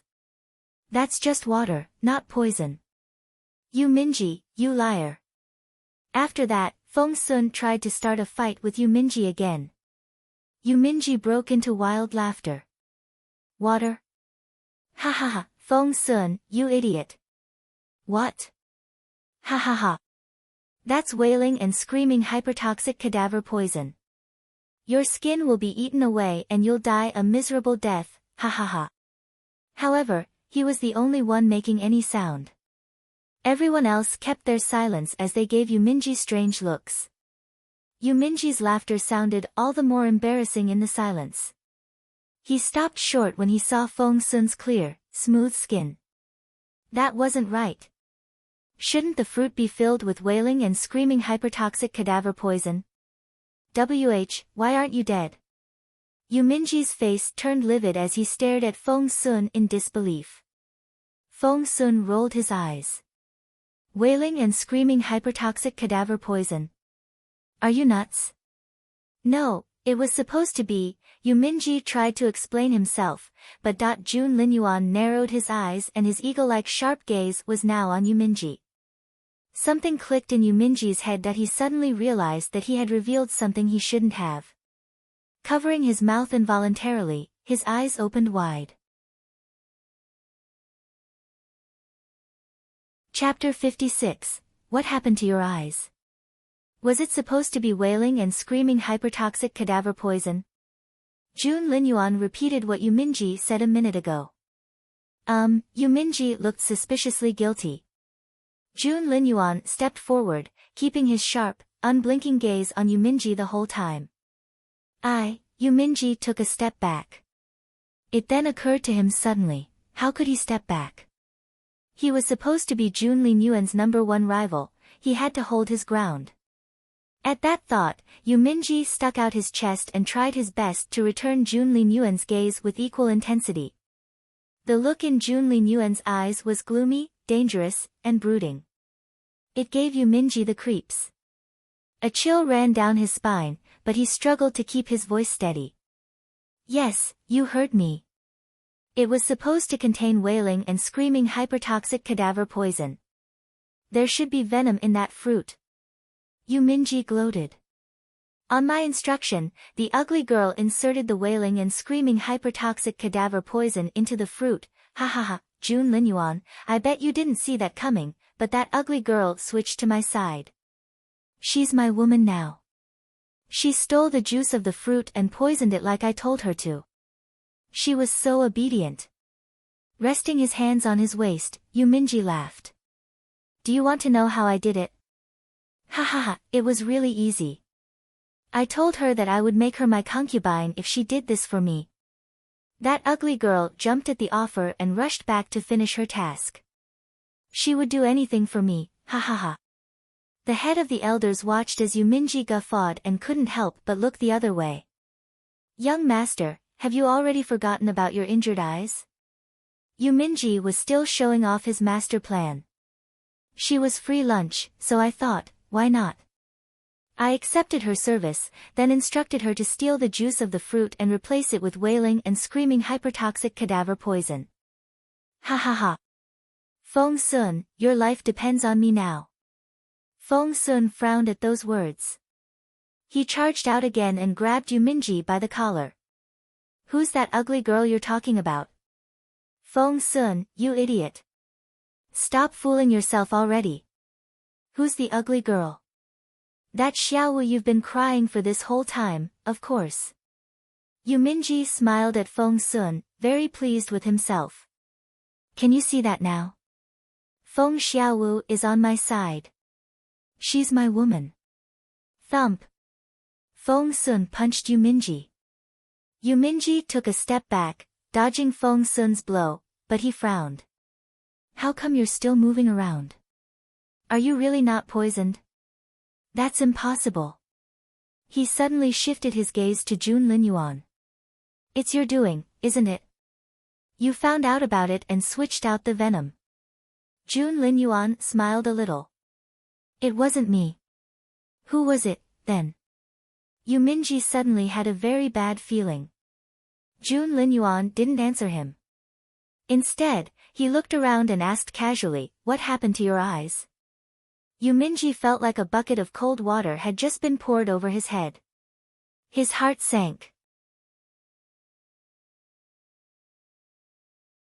Chapter 57, It's Not Real. My eyes fixed on Jun Linyuan, Yuminji tried to say something. He swallowed, raised his chin, and glared at Jun Linyuan. My eyes are none of your business. Look what I have here. Yuminji waved the white porcelain bottle in his hand. The ugly girl had smashed the bottle of juice in his face when she tried to get away earlier and he had held on to it. Yuminji said in satisfaction, Jun Linyuan, aren't you supposed to be this invincible, all-powerful man? Ha ha ha, not only were you tricked by an ugly girl, she also stole a kiss from you, ha ha ha. His laugh trailed off, for he was suddenly aware of the fact that the ugly girl had kissed Jun Linyuan. She had kissed Jun Linyuan. Meanwhile, Feng Sun looked like he had just been hit by a thunderbolt and stood there dazed. Xiaowu. Feng Xiaowu was. Did she do that on purpose? She deliberately knocked Boss Jun over, kissed him, and took the juice of the fruit when he was distracted? Feng Sun was flabbergasted. He then thought back to how attentive he had been to Feng Xiaowu this whole time and all the occasions when he had defended her and put in a good word for her. I told you. Feng Xiaowu is a mole, Feng Xiaowu is a mole, Feng Xiaowu is a mole. Fairy Muyao exulted and repeated those words for effect. She glared at Feng Sun. How many more times do I have to tell you that? I've been trying to make you see all along that she's a mole. But what did you all do? You believed her. Look what's happened now. You've all been betrayed. She put all the blame on Feng Sun. Especially you. You were nothing but caring toward her, but what did she do to you? Did she give it a second thought before she betrayed you? Feng Sun, I never knew you could be this stupid. Feng Sun was already blaming himself. He flared up at Fairy Muyao's repudiation. Ah! Feng Sun punched an ancient tree nearby, which was so thick that it would take 3 grown men to put their arms around it. Cracked, the ancient tree snapped in half and fell to the ground. Seeing how exasperated Feng Sun was, Yu Minji was all the more delighted. Ha ha ha. Feng Sun, no matter how pissed off you are now, it won't change the fact that Feng Xiaowu is on my side now. What did you say? I killed her. Ha ha ha. How can you be so stupid? Feng Sun stared at Yu Minji with bloodshot eyes. But you were chasing her into the river when we arrived. I saw it with my own eyes. Since he had bragged about Feng Xiaowu's defection, Yu Minji had to stick to the story. He would lie through his ass if necessary. Hence, Yu Minji smirked, reluctant to admit his defeat. Me? Chase her. I let her go first because I saw you people coming. Feng Sun, you're such a moron. It's not real, Jun Linyuan said suddenly. Glowering at Jun Linyuan, Yu Minji said angrily, Ha, did you just call me a liar? Jun Linyuan, I've told you nothing but the truth. Feng Xiaowu was helping me. Jun Linyuan cut him off. Pointing at the white porcelain bottle in Yu Minji's hand, he said unhurriedly, it's not the real thing. Chapter 58, Stop laughing. It's not real. Ha ha ha. Did you just say that this juice is fake? Feng Xiaowu was working for me. Do you think she would give me a fake bottle? Ha ha ha. You people are pathetic. Yu Minji yanked the cork out. If you all think that I have a fake one, I'll just open it. Pop. A puff of white powder spewed out as soon as the cork was removed. It spilled all over the ground. Jun Linyuan and the others reacted in time and stepped back right away. However, Fairy Muyao was also with them. Poor Fairy. She had clenched her fists in exultation at what had been revealed about Feng Wu. She was too excited to even speak, for she was completely absorbed in her thoughts, trying to frame Feng Wu for more things. She was still thinking when poof. The white powder caught her right in the face. Cough, cough. Fairy Muyao had been taking a breath when the powder hit her, and her eyes, nose, and mouth, her entire head was enveloped in that white powder. Everyone was dumbfounded as Fairy Muyao was painted white by the powder. Yu Minji was equally shocked. He looked at the white porcelain bottle in a daze, then turned his blank gaze on Fairy Muyao. It was that same white powder again. Again. Yu Minji burst into a fury. As if being tricked by that ugly girl wasn't enough, he had fallen for the same ruse again. He could be called unlucky the first time, he only had his stupidity to blame for the second one. Yu Minji's face flushed, then turned livid. It looked as if a storm was going to pour over his head. Fairy Muyao's face was soon red and swollen, which looked exactly the same as Yu Minji's symptoms, so much so that Feng Sun blurted out, "Yu Minji, your eyes were injured by the same white powder, weren't they?" Yu Minji didn't know what to say. Feng Sun's brain raced. He smacked his thigh and cried out, "That's right. Didn't you say that the bottle contained the juice of immortal spiritual fruit? You weren't tricked by the ugly girl, were you?" Yu Minji gritted his teeth and shot death rays at Feng Sun with his eyes. The murderous look on Yu Minji's face confirmed Feng Sun's speculation. He burst into laughter right away. "And, after Feng Xiaowu tricked you the first time, you fell for it again. Ha ha ha ha ha ha. That's just hilarious. You're so hilarious. Ha ha ha ha ha." Yu Minji wanted to punch the guy in the face. Xian Yi, who had kept his poker face this whole time, suddenly spoke in a serious tone. "Didn't you tell us that Feng Xiaowu is your woman?" Feng Sun was laughing so hard that tears ran down his cheeks. Holding his stomach, he cracked up. "You're killing me with that joke, oh my god. How can you be this funny? That's got to be the joke of the year, ha ha ha." Feng Sun had been in a terrible mood when he found out that Feng Xiaowu had been lying to him, but when he saw what Yu Minji had gone through, he felt much better now. "Feng Sun. Shut the fuck up." Yu Minji's eyes were bloodshot as he stared at Feng Sun.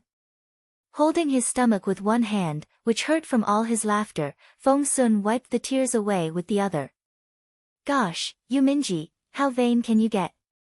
You were tricked by the girl, but you lied to us and told us that you let her go first?" The rest of Feng Sun's team was also laughing now. Yu Minji flew into a rage out of humiliation. "Stop laughing already. I'm not the only victim here. You all are." Instantly. Chapter 59, He's Not Angry. All was silent and no one made a sound. What Yu Minji said was true. Everyone here was a victim, for they had all been running around for nothing. That girl had taken it all. The silence went on and on and on. Yu Minji stared at Feng Sun, who stared back at him. Both were on edge and a fight could break out at any moment. In the end, Feng Sun gave in first. He glared at Yu Minji. "I would so fight you if we weren't in a hurry to find Feng Xiaowu." Yu Minji snorted. "Bring it on. I'm not going anywhere." Feng Sun waved at him impatiently. "I'm in a rush." After that, Feng Sun turned to Jun Linyuan and clenched his fists in a serious manner. "Boss Jun, we must find Feng Xiaowu. We have to." Feng Sun had to ask her himself, "Do you even have a heart?" The look on Jun Linyuan's face was as indecipherable and aloof as ever. He nodded. "Let's go." He turned to leave after that. Feng Sun threw a dirty look at Yu Minji and followed suit. Shielding Fairy Muyao, whose face was still swollen, Xian Yi left as well, his face still emotionless. Yu Minji clenched his fists in vexation as he watched them leave. "I'll give that Feng Xiaowu a good kick in the ass after I catch her. How dare she make fun of me? Young master, aren't you going to kill her?" The head of the elders was bemused. That wasn't like their young master at all. The teenager would stab his enemy in the heart while he smiled mesmerizingly at them. After what that girl did to him, all he could think of were some empty threats. Had the girl upset him so much that he had lost his mind? The head of the elders couldn't help but throw another glance at Yu Minji. "Shut up." Yu Minji glared at the elder. "Let's go. Stay sharp. We must find that ugly girl before Jun Linyuan does. If someone has to kill her, it'll be me." Listening to their young master's empty threats, the head of the elders quietly pointed out the truth.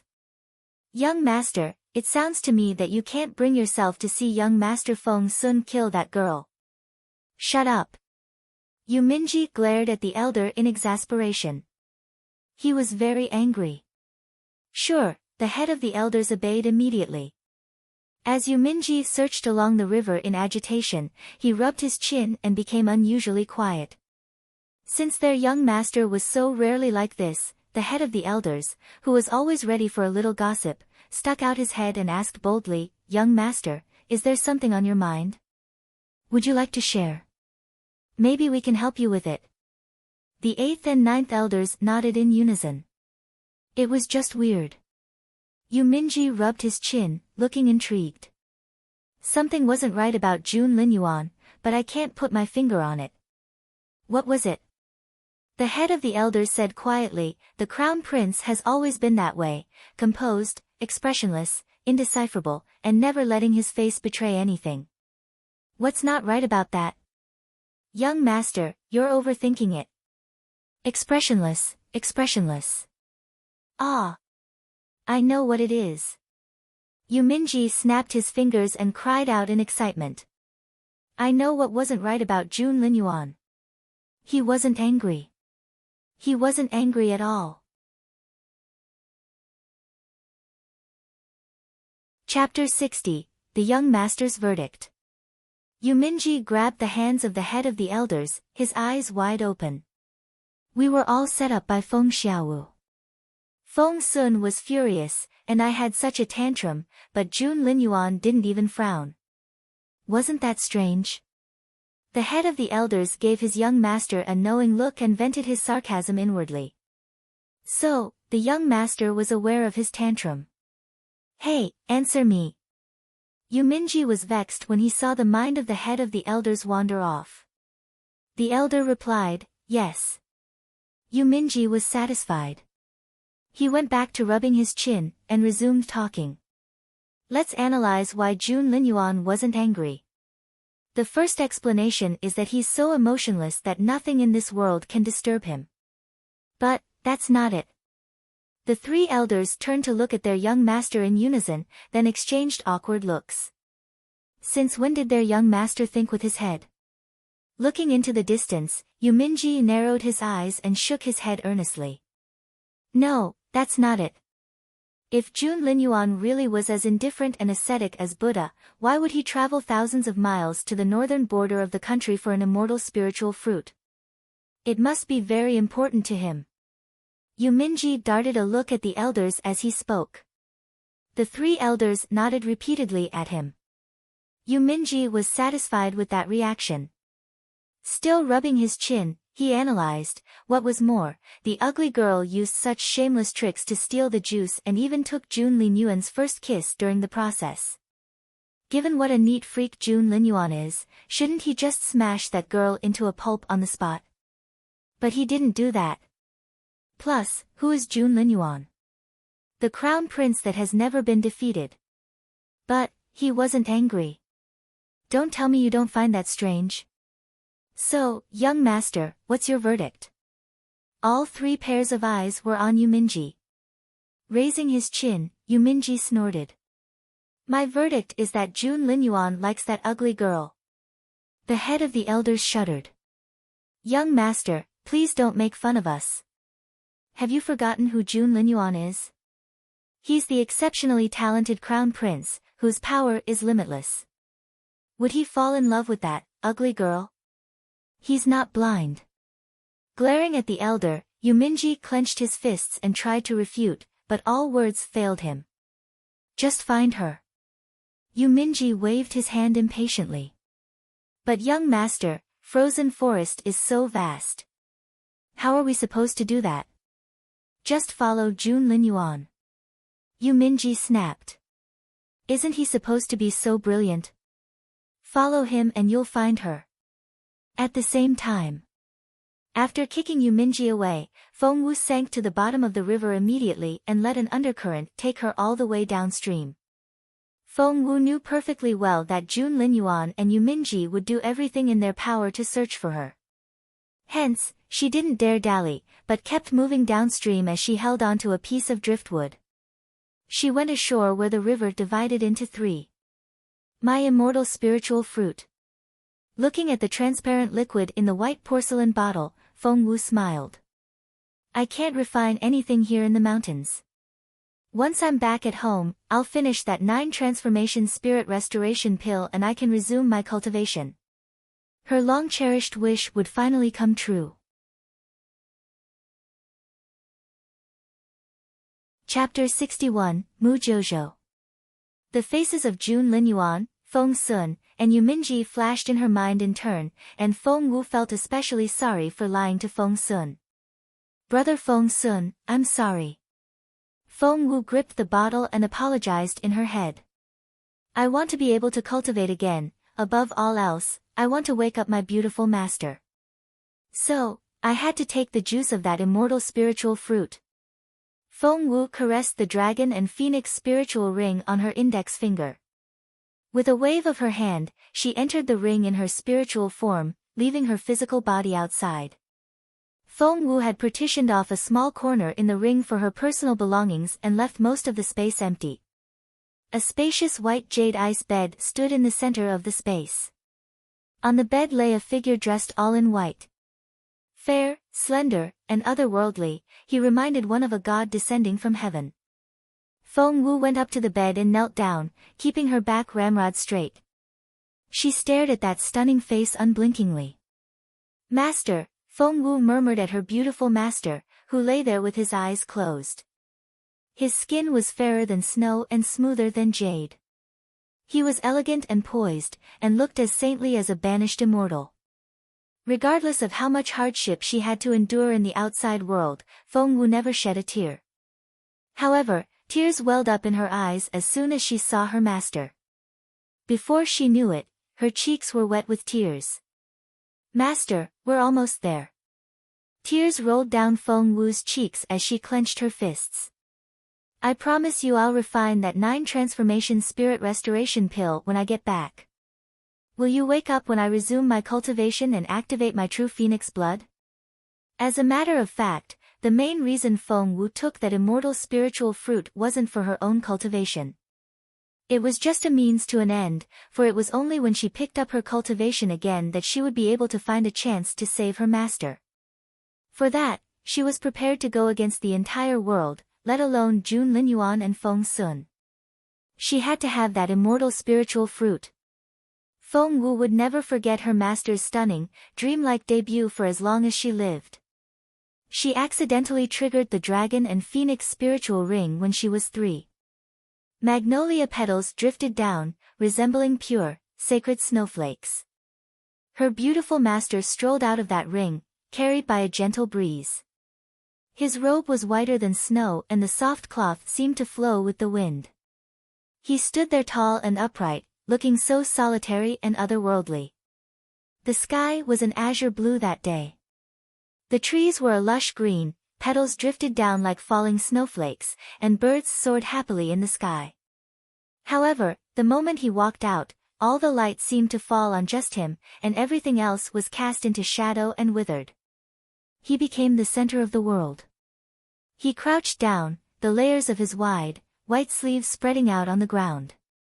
He examined the little girl with his brooding, beautiful eyes. The 3-year-old had her hair tied up in 2 tiny ponytails.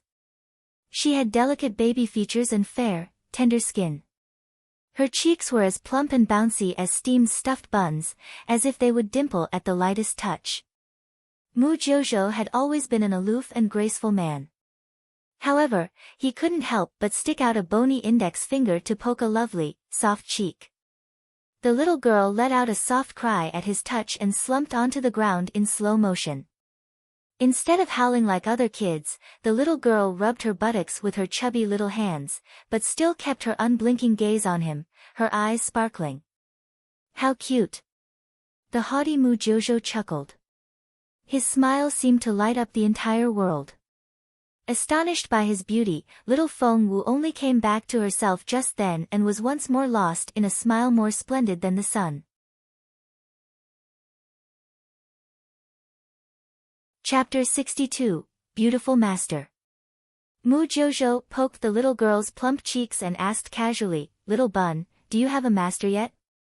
Infatuated, little Feng Wu stared at him and shook her head. Jiuzhou found this chubby little girl the most adorable creature. He chuckled, which was very unlike his usually awe-inspiring self. In that case, do you want to be my pupil, little one?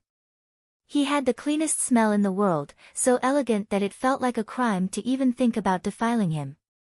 A delicate fragrance of plants surrounded him, so refreshing that she couldn't help but want to move closer.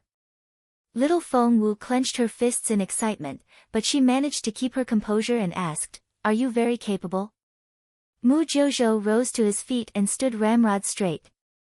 With his hands crossed behind his back, his long, wide sleeves hung down his sides. He looked every bit like what Feng Wu imagined an immortal to be. Standing up on her short legs, Feng Wu craned her neck to look up. To her, the teenager was so majestic and powerful that he seemed to have the whole world under control. Looking down at little Feng Wu, Jiuzhou said casually, "Little girl, my name is Jiuzhou." Jiuzhou, as in, 9 regions 1. Little Feng Wu said in amazement, "Wow, that's what we call our continent. What an awesome name." Jiuzhou crouched down, held the little girl by her chubby short arms, and met her gaze, his eyes twinkling like the brightest stars. "That's because your master here named all the 9 provinces of this continent. Understand?" Little Feng Wu hadn't understood back then, but she did later. Her beautiful master used to be the supreme ruler of this continent of 9 provinces, but he perished and turned into a soul which lived in her dragon and phoenix spiritual ring. Feng Wu used to ask him what happened, but her beautiful master only replied in a mysterious tone that she would find out when she grew up. Feng Wu knew that it had to be an epic, soul-stirring story, but she would only learn about it after her beautiful master deemed her capabilities worthy of the telling. She smiled bitterly all of a sudden. This was no place for reminiscing. Her top priority now was to leave the mountain, refine the 9 transformation spirit restoration pill, and wake up her beautiful master. After that, "Master," Feng Wu knelt down before the solitary figure lying on the white jade ice bed. She kowtowed 3 times before rising to her feet, and reluctantly left the ring. She ran down the slope of the mountain as fast as she could once she was out. She knew perfectly well that both Jun Linyuan and Yu Minji would spare no effort to hunt her down. Any other person would have a hard time evading their pursuit, but since Feng Wu was able to steal the juice from them, she wasn't going to be caught that easily either. After 5 years of studying frozen forest, Feng Wu knew this area like the back of her hand. Thus, she picked a quiet meandering trail and snuck out of the forest. Feng Wu was finally back in northern border city. Looking up at the name of the city high above the grand city walls, Feng Wu clenched her fists in excitement. She was back. And in one piece. Upon entering the city, Feng Wu didn't go back home right away. Instead, she quickly got changed and put back on the normal outfit which befitted her status as the 5th daughter of the Feng family. "Why, isn't it Miss Feng?" Feng Wu had only just walked out of a hidden corner of an alley when someone waved at her in greeting. It was a middle-aged woman carrying a basket. "Auntie Wang, I see you've been grocery shopping." Feng Wu greeted the auntie with a smile. Feng Wu had been living in northern border city for 5 years, and all that time, she never. Chapter 63, Friendly Neighborhood Genius Teenage Girl. Feng Wu had been living in northern border city for 5 years. During these 5 years, she never gave up on herself like the people in the imperial capital assumed she would. On the contrary, the cheerful and lively Feng Wu connected with the local people and got along very well with them. She was well known to the locals. After removing her disguise and walking out of that alley, she was greeted by everyone she met on her way. "Miss Feng Wu, here, here." An old female vegetable vendor in her 60s beckoned at Feng Wu. "Grandma Zhang, how can I help you?" Feng Wu went up to the old lady with a grin. "The weather's been getting cold lately. Is your arthritis acting up again? If so, come to my house and I'll write you a prescription for it." Grandma Zhang couldn't stop smiling. She turned to a middle-aged man next to her and sang Feng Wu's praises. "Not only is Miss Feng such a pretty young lady, she has the kindest heart. I was bedridden last time from my arthritis and thought I would never be able to walk again. Miss Feng prescribed me some herbal medicines and I was back on my feet. You don't say, the middle-aged man chimed in. My boy tripped and fell last time. He was throwing up, he had palpitations, and he kept twitching. The doctors couldn't do anything about it. They even told me to start preparing his funeral. It almost gave me a heart attack. My neighbors all told me to go find Miss Feng. Feng Wu chuckled awkwardly. She wanted to leave, but Grandma Zhang wouldn't let go of her hands. Please set her free. She wanted to go back home and refine that 9 transformation spirit restoration pill. The middle-aged man was still talking in great excitement. So, I picked up Puppy, my boy, and took him to the Feng family manor. Miss Feng stuck a few silver needles in him and he was alive. She's such an amazing doctor. I bet she used to be an immortal once. Feng Wu was embarrassed by the middle-aged man's exaggeration and waved her hands in a hurry. Uncle Xiao, it really wasn't that big a deal. I only did what I could to help. I was glad to help. Uncle Xiao said, but it was a very big deal to me. You've saved my entire family. Miss Feng, this elk leg is still fresh. Please take it. Feng Wu tried to decline the offer.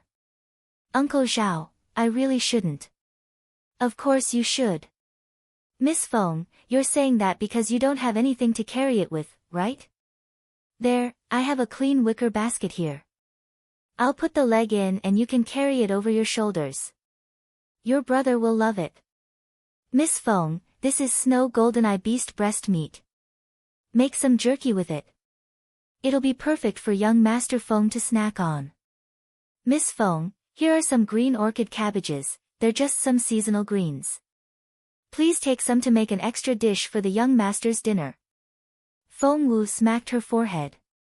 Had everyone already learnt what a glutton Feng Xiaoqi was? She wanted to turn them down, but the local people were simply too enthusiastic.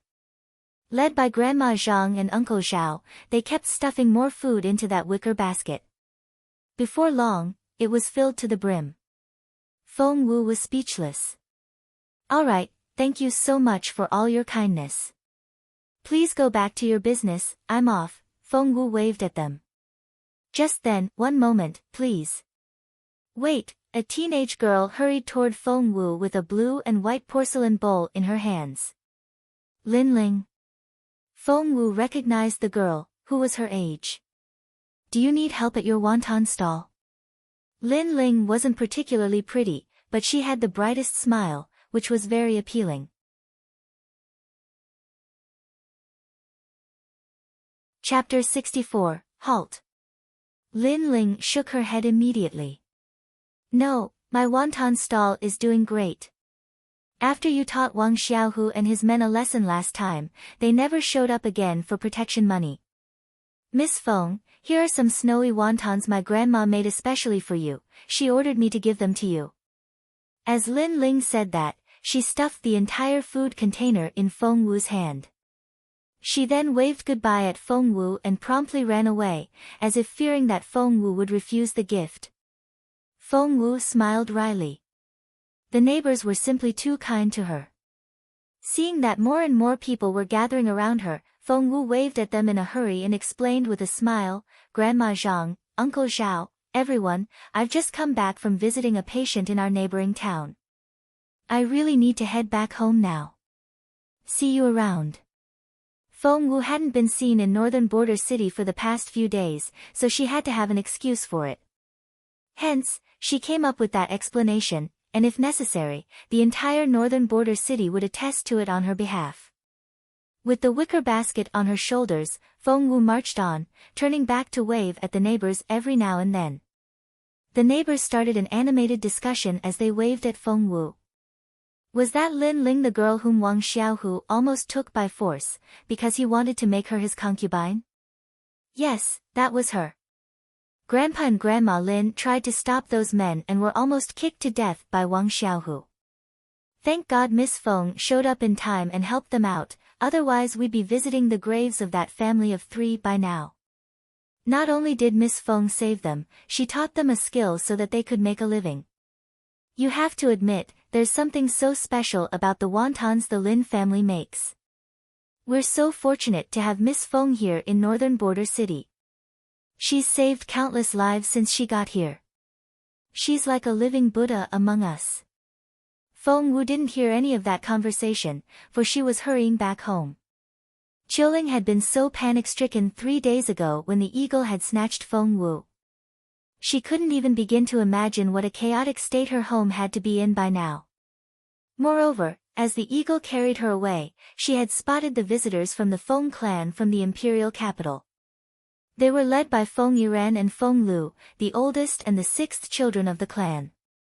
They were Feng Wu's cousins, the offspring of her oldest uncle. Neither of them was the type one wanted to hang out with. The brother was a creepy hypocrite and the sister was obstinate and capricious. Back when Feng Wu was first crippled, those two were the ones who had enjoyed humiliating her the most. Feng Wu quickened her steps at that thought. For she had to take care of the sentimental beauty, her mother, and her naive and kind-hearted younger brother. She was eager to find out how her mother and brother were doing now. The unknown scared Feng Wu. She ran as fast as she could. Soon, she reached the front entrance of the old Feng family manor. 2 guards stood on either side of the gate. Erect backs, emotionless faces, and ruthless eyes, one look and Feng Wu knew that they were well trained. Feng Wu narrowed her eyes. She had never seen them before, so they must have come from the imperial capital. As expected, when she was about to enter, the 2 intimidating guards blocked her way by crossing their sabers together. Halt!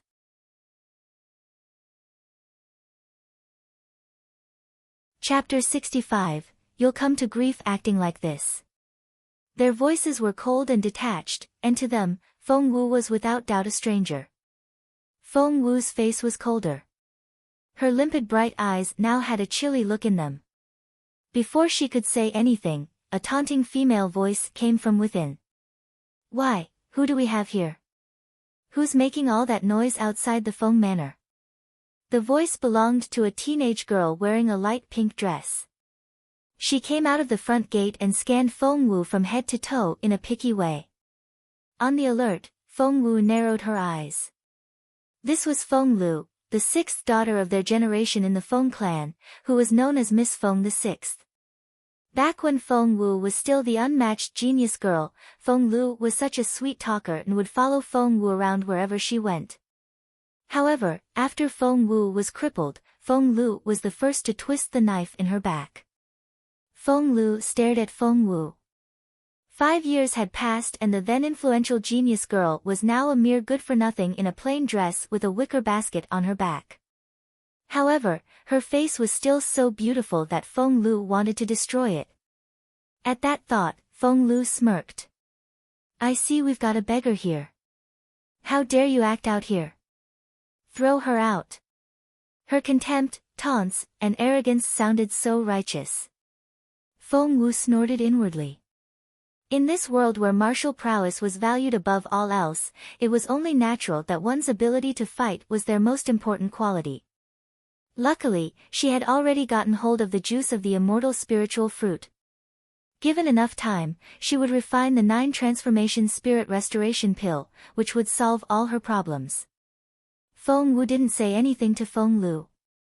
She only gave the latter a casual nod, then stepped into the house.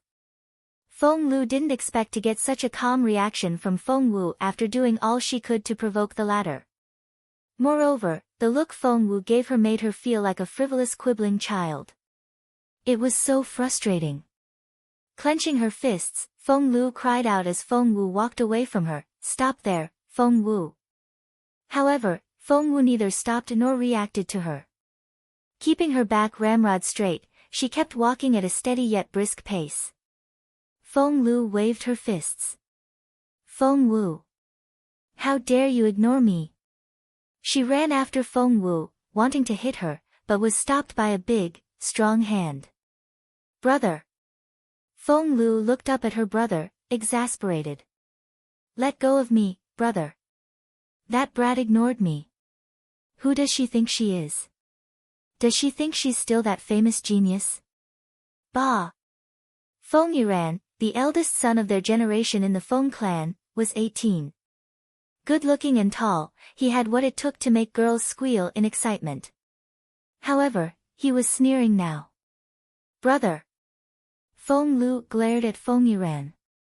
Have you forgotten already? When Feng Wu was still that genius back then, everyone idolized her and she almost took your position as clan heir. And you're helping her now? Feng Yiran thought his own sister a hopeless fool. It didn't do her any good to speak everything that was on her mind. This girl was indeed spoiled. Lu heir, smart men never have to tackle their enemies themselves. Feng Yiran rubbed Feng Lu's head affectionately. You'll come to grief if you keep acting this way.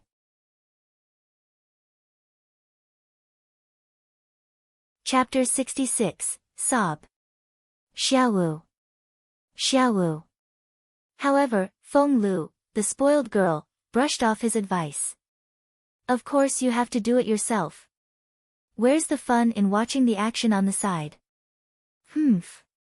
Who the hell does Feng Wu think she is? I'm going to give her a hard time, I mean it. After those words, Feng Lu threw off Feng Yiran's hand and rushed back inside the house, smirking as she ran. I'd like to see if she can stay this calm when she sees her mother and brother. When Feng Wu entered the middle court, still carrying the basket, what she saw infuriated her instantly. Her innocent younger brother was doing hard manual work in the spacious courtyard. He was naked to the waist and she could make out some welts on the fair skin of his back. Covered in sweat, he was panting as he carried some bricks around. He was moving them across the courtyard. Carrying bricks? Feng Wu's eyes widened. Kaiyue, Feng Lu's maid who had grown up with her, stood there with an inky black whip in her hand. She cracked it loudly in the empty air and berated Feng Wu's younger brother like an exploitative supervisor. Faster! Finish your task and don't even think about shirking. The young master and my mistress have made it clear that you're not resting until you've finished moving all 10,000 bricks. Feng Wu's beautiful mother was weeping like a pear blossom soaking in the rain. Xiaoqi, my poor Xiaoqi, why isn't your sister here? Xiaoqi, are you alright? Does it hurt? Her mother wasn't called a beauty for nothing. Back in her day, she was deemed the most beautiful woman in the Junwu Empire. Her skin was fairer than snow, her hands were so soft that they looked boneless, and she moved in the most graceful manner. In a word, her beauty was breathtaking. Now that she was crying, she seemed to outshine the sun, the moon, and heaven and earth. The beautiful lady then tried to run over to Feng Xiaoqi to help him, but Xiaoma, Feng Lu's other maid, grabbed her hand and stopped her. Gazing at the weeping lady, Xiaoma turned to look the other way. The lady was so beautiful, and her crying only made her more attractive. Even Xiaoma, who was a girl and Feng Lu's maid, couldn't help but feel touched by the lady's weeping. If it were up to her, she would readily loosen her grip and help the lady out. Feng Wu put down the basket and shouted, "Stop!" All eyes turned to her instantly. Ah, Feng Xiaoqi was the first to react. He was the seventh son of the Feng family and Feng Wu's own brother. Sister! Sister! Feng Xiaoqi grew up under Feng Wu's wing, and during the past 3 days of being tormented and abused, he had never stopped praying that his godlike big sister would descend the next moment and rescue him from this misery. Although his sister was deprived of all her cultivation, Feng Xiaoqi firmly believed that nothing in this world could beat his genius sister. Feng Xiaoqi yelped, then hurtled toward Feng Wu like a cannonball, so fast that the others didn't have time to react. Sister, look what they did to me. Wrapping his arms around Feng Wu's neck, Feng Xiaoqi whined loudly. Xiaowu, sob, the beautiful lady also broke free of Qiaoma's grip, more precisely, Qiaoma let her go on purpose. All her weeping did nothing to mar her stunning beauty. Instead, it only accentuated how appealing she was. Stumbling toward Feng Wu until she caught her daughter by the sleeve, the slim, beautiful lady looked so delicate and touching. Sob. Xiaowu, my Xiaowu, you're finally back. Feng Wu was the real pillar of this family of three. The corner of her mouth twitching a little, Feng Wu rubbed her forehead in resignation.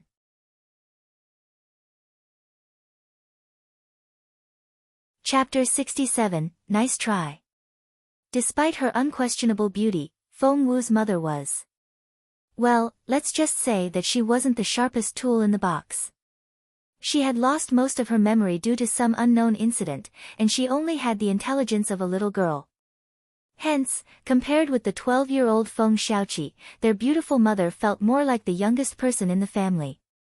As a result, Feng Wu had been the backbone of the family for the past few years, despite the fact that she wasn't an adult yet. Feng Wu's heart went out to the two family members weeping on each of her shoulders.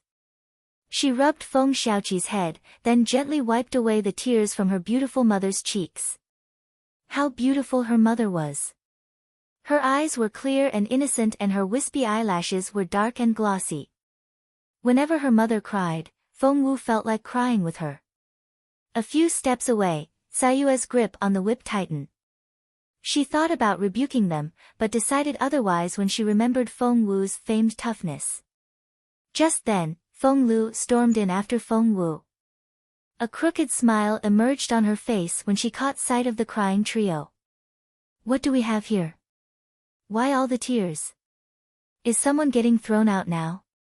Feng Xiaoqi felt sick to his stomach just looking at Feng Lu, and blue veins popped on his fair, smooth forehead. You're an evil person. I hate you. Grabbing the black whip from Xiaoyu's hand, Feng Lu smirked and pressed, tell me. What's so evil about me? Feng Xiaoqi gritted his teeth. With his sister back, he felt much more self-assured now. He straightened his back and lambasted her. You tortured me and forced me to move 10,000 bricks every day. I had to carry them from there to here yesterday and you ordered me to carry them back over there today. What kind of request is that if it isn't torture? Playing with the black whip, a half-smile on her face, Feng Lu threw a sidelong glance at Feng Xiaoqi. My dear younger brother, you broke my glazed purple jade piece first. What's wrong with punishing you with some manual work? I didn't do it. You dropped it yourself. Feng Xiaoqi was so indignant at being wronged.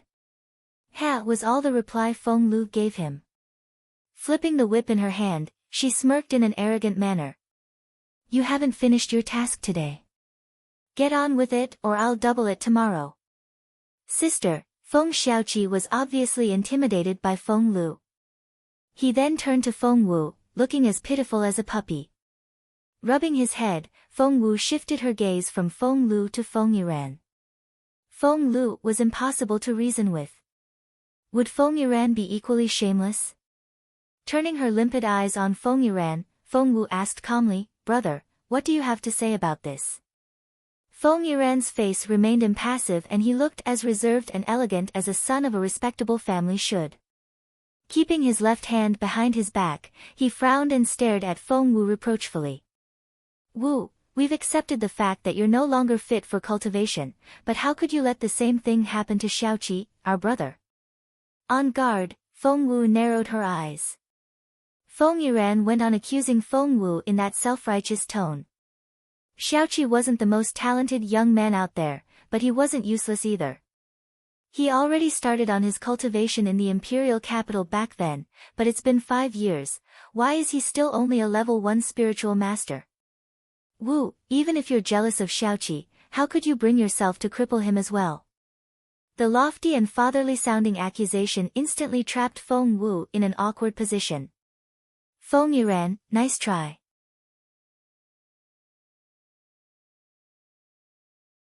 Chapter 68, What are you talking about? What Feng Yiran said was an accusatory threat against Feng Wu. All eyes were on Feng Wu now, waiting for her explanation. Feng Xiaoqi had already been a level 1 spiritual master 5 years ago, but why had he stayed that way after all this time? Of course Feng Wu knew the reason for it, but she wasn't going to make it known yet as it was a secret. Feng Xiaoqi stopped Feng Wu and glared at Feng Yiran. It's my own fault, why are you blaming my sister? She's the best sister, better than you can ever imagine. You'll never understand. That's right. Their beautiful mother glared at Feng Yiran as well. Feng Wu was gratified by their support. Because of their unconditional faith and care, a once lion-hearted secret agent had learned the warmth of kinship, which was why she had been able to endure her miserable defeat 5 years ago. She needed them as much as they needed her. Feng Yiran frowned, looking displeased. He had tried a few things in the past 3 days.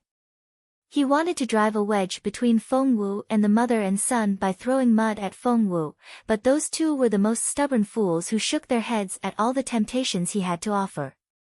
They refused him time and time again. Nothing he said would get through. Feng Yiran was at a loss. Feng Wu was useless now. Why did they still put so much faith in her and believe that she could solve all their problems? What was so special about Feng Wu? Feng Wu gave Feng Yiran a half-smile. Brother, anything else? Feng Yiran frowned and assumed a dignified air. If you can't teach Xiaoqi well, I'll do it. Carrying bricks might look like punishment, but it's actually a way to temper his mind and strengthen his body, so that he can progress in his cultivation. To subdue his spirit and exhaust his muscles, so that great responsibility can be thrust upon him? That's some very big claim. Brother, can you even convince yourself? Feng Wu asked sarcastically. Feng Yiran clenched his left fist behind his back. This Feng Wu girl. She was useless now, but that didn't change her natural imposing manner. She was as proud and intimidating as ever, and one couldn't help but flinch at her presence. How annoying. Jun Linyuan and the others had no idea what was going on in the Feng family home. Right now, they were on their way out of Frozen Forest. Feng Sun was pissed the whole time, so much so that he jumped into a tree and shouted at the top of his lungs. He scared the magical creatures in the neighborhood, who thought that they were under attack, and they fled in confusion. However, one good thing about Feng Sun was that his temper went as quickly as it came. He felt much better afterward. Once he calmed down a little, Feng Sun began to feel a sense of guilt. He would steal a glance at Jun Linyuan every now and then as they walked. Jun Linyuan obviously noticed this, but his eternal poker face betrayed nothing. Feng Sun wasn't bold enough to talk to Jun Linyuan directly, so he turned to Xian Yi instead. Xian the second, Feng Sun said in a low, furtive voice. What? Xian Yi gave him a stern look. Feng Sun whispered, look at Boss Jun. Do you think he's acting weird? What are you talking about? Xian Yi frowned.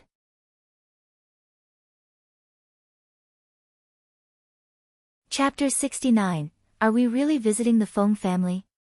He's not angry. Feng Sun snapped. We've traveled this far from the imperial capital just for that immortal spiritual fruit. Now that it's gone, Boss Jun doesn't seem to mind at all. Don't you find that strange? Xian Yi tilted his head and pondered the question. You do see what I'm getting at, don't you? Don't you find it strange, too? Feng Sun stared at Xian Yi unblinkingly with his big pretty eyes, eager for a response. However, Xian Yi shook his head. No, I don't find it strange. But why? Feng Sun raised his voice in vexation, but covered his mouth almost immediately and went back to whispering. Why don't you find it strange? It's the strangest thing. And there's more. Which is? Boss Jun was actually lost in thought. I've been watching and his mind is actually capable of wandering off. Holy crap, Feng Sun almost thought that he had been sucked into another universe. Xian Yi found him ridiculous. What's so strange about that? It's not, if it happened to anyone else, but this is Jun Linyuan we're talking about here. As in the Jun Linyuan. His mind wandered off. Xian Yi was speechless and shook his head. I think that Feng Xiaowu did this to you. You're suspicious of everything now. You really think that's normal? Feng Sun asked again. Yes. It's only in my head. Yup. But. Just keep walking. All right. A few moments later, Feng Sun turned to Xianyi again. But I still find it strange. Boss Jun is so smart and there's no way that he can't track Feng Xiaowu down. But this time, we have no leads whatsoever. That just doesn't make sense. He was Jun Linyuan, the guy who could track down the enemy general all by himself when he was only 7. How was it possible that he couldn't find a single girl? That didn't make sense. Not at all. Xianyi ignored him and marched on. Feng Sun scratched his head. Was he being overly suspicious? Sigh, he blamed it all on Feng Xiaowu. At that thought, Feng Sun turned his mind to the girl again.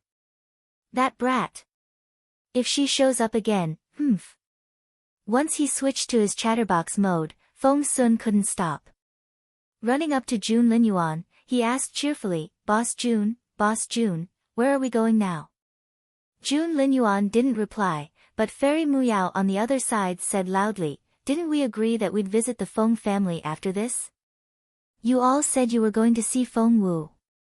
Young Lord Feng, don't tell me you forgot.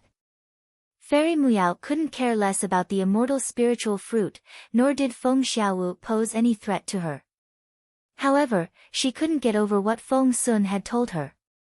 The guy called Feng Wu a beauty and said that the crown prince was still betrothed to Feng Wu. Feng Sun smacked his forehead. Shit, I forgot all about that. Boss Jun, are we really visiting the Feng family now? All eyes turned to Jun Linyuan and everyone waited for his decision. No matter what the others said, it was all up to Jun Linyuan. The look on the crown prince's face was indecipherable. They seemed to see a flicker in his eyes, but nothing was there when they looked again. Jun Linyuan gave Feng Sun a non-committal look.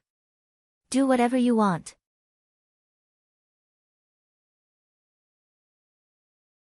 Chapter 70, Sister, why is your hand so cold? Do whatever I want. Feng Sun was surprised by that reply, then rejoiced. Ha ha ha, since Boss Jun said we can do whatever we want, the decision is made, then. We're going to the Feng family manor. Since we've come all the way to northern border city, I'm not leaving until I see Feng Wu. Fairy Muyao said in her head, neither will I. Hence, she promptly offered her support. That's right. We're going. We'll see what Feng Wu looks like now. The team's mood was lifted right away by the decision. Everyone was in high spirits, especially Feng Sun. Running around Jun Linyuan, he winked at the latter. Boss Jun, ho ho ho. Boss Jun, ha ha ha. The corner of Jun Linyuan's mouth twitched and he turned away. And so, when they reached the entrance to the Feng manor, Feng Wu and Feng Yiran were still standing there, staring at each other. Just then, He Chen, Feng Yiran's valet, arrived in a hurry. He looked anxious, but his eyes twinkled in excitement. Young master, He Chen went up to Feng Yiran and whispered something in his ear. What? Feng Yiran looked shaken and could no longer maintain that reserved, elegant demeanor. He cried out in surprise, His Royal Highness is outside with his men. And young lords Feng and Xian are both here. Feng Lu's eyes lit up and she was practically glowing. Her voice trembled with excitement. His Royal Highness. The Crown Prince is here. Right outside. He Chen was shaking nervously as he nodded. Yes. Just outside. Feng Yiran forgot all about Feng Wu and her family. He dashed out hastily, unable to keep his composure at all. Jun Linyuan was here, the almighty crown prince whom the Feng family had been playing up to, but with nothing to show for it. Feng Yiran and Feng Lu had come all the way here from the imperial capital just to get a chance to meet Jun Linyuan. Now that the opportunity was on their doorstep, how could Feng Yiran not be exhilarated? The senior members of the clan had promised him the position of clan chief if he could somehow build a tie between the Feng clan and the crown prince. Ignoring how shaken he was, Feng Yiran ran out as fast as he could. Feng Lu shook all over from the excitement and her eyes shone. She no longer took any notice of Feng Wu, for Jun Linyuan was her greatest interest. Feng Lu ran out as well, almost as fast as Feng Yiran had. The brother and sister were soon out of sight. Before they knew it, Feng Wu and her family were the only ones left in the courtyard. However, Feng Wu had never felt so irritated. Jun Linyuan. Feng Sun. Xian Yi. Why on earth were they here? Had they discovered that Feng Xiaowu and Feng Wu were the same person? And had they found out that she had stolen the juice? Feng Wu's chest heaved and her heart raced at that thought, so fast that she thought it was going to jump out of her mouth. Sister, why is your hand so cold? Feng Xiaoqi looked at Feng Wu nervously. Sister, are you all right? No, she wasn't all right at all. She had been a wolf in a lamb's skin in Jun Linyuan's team, and had used Yuminji to steal the juice during the chaos. What was more, she had kissed Jun Linyuan. Holy shit.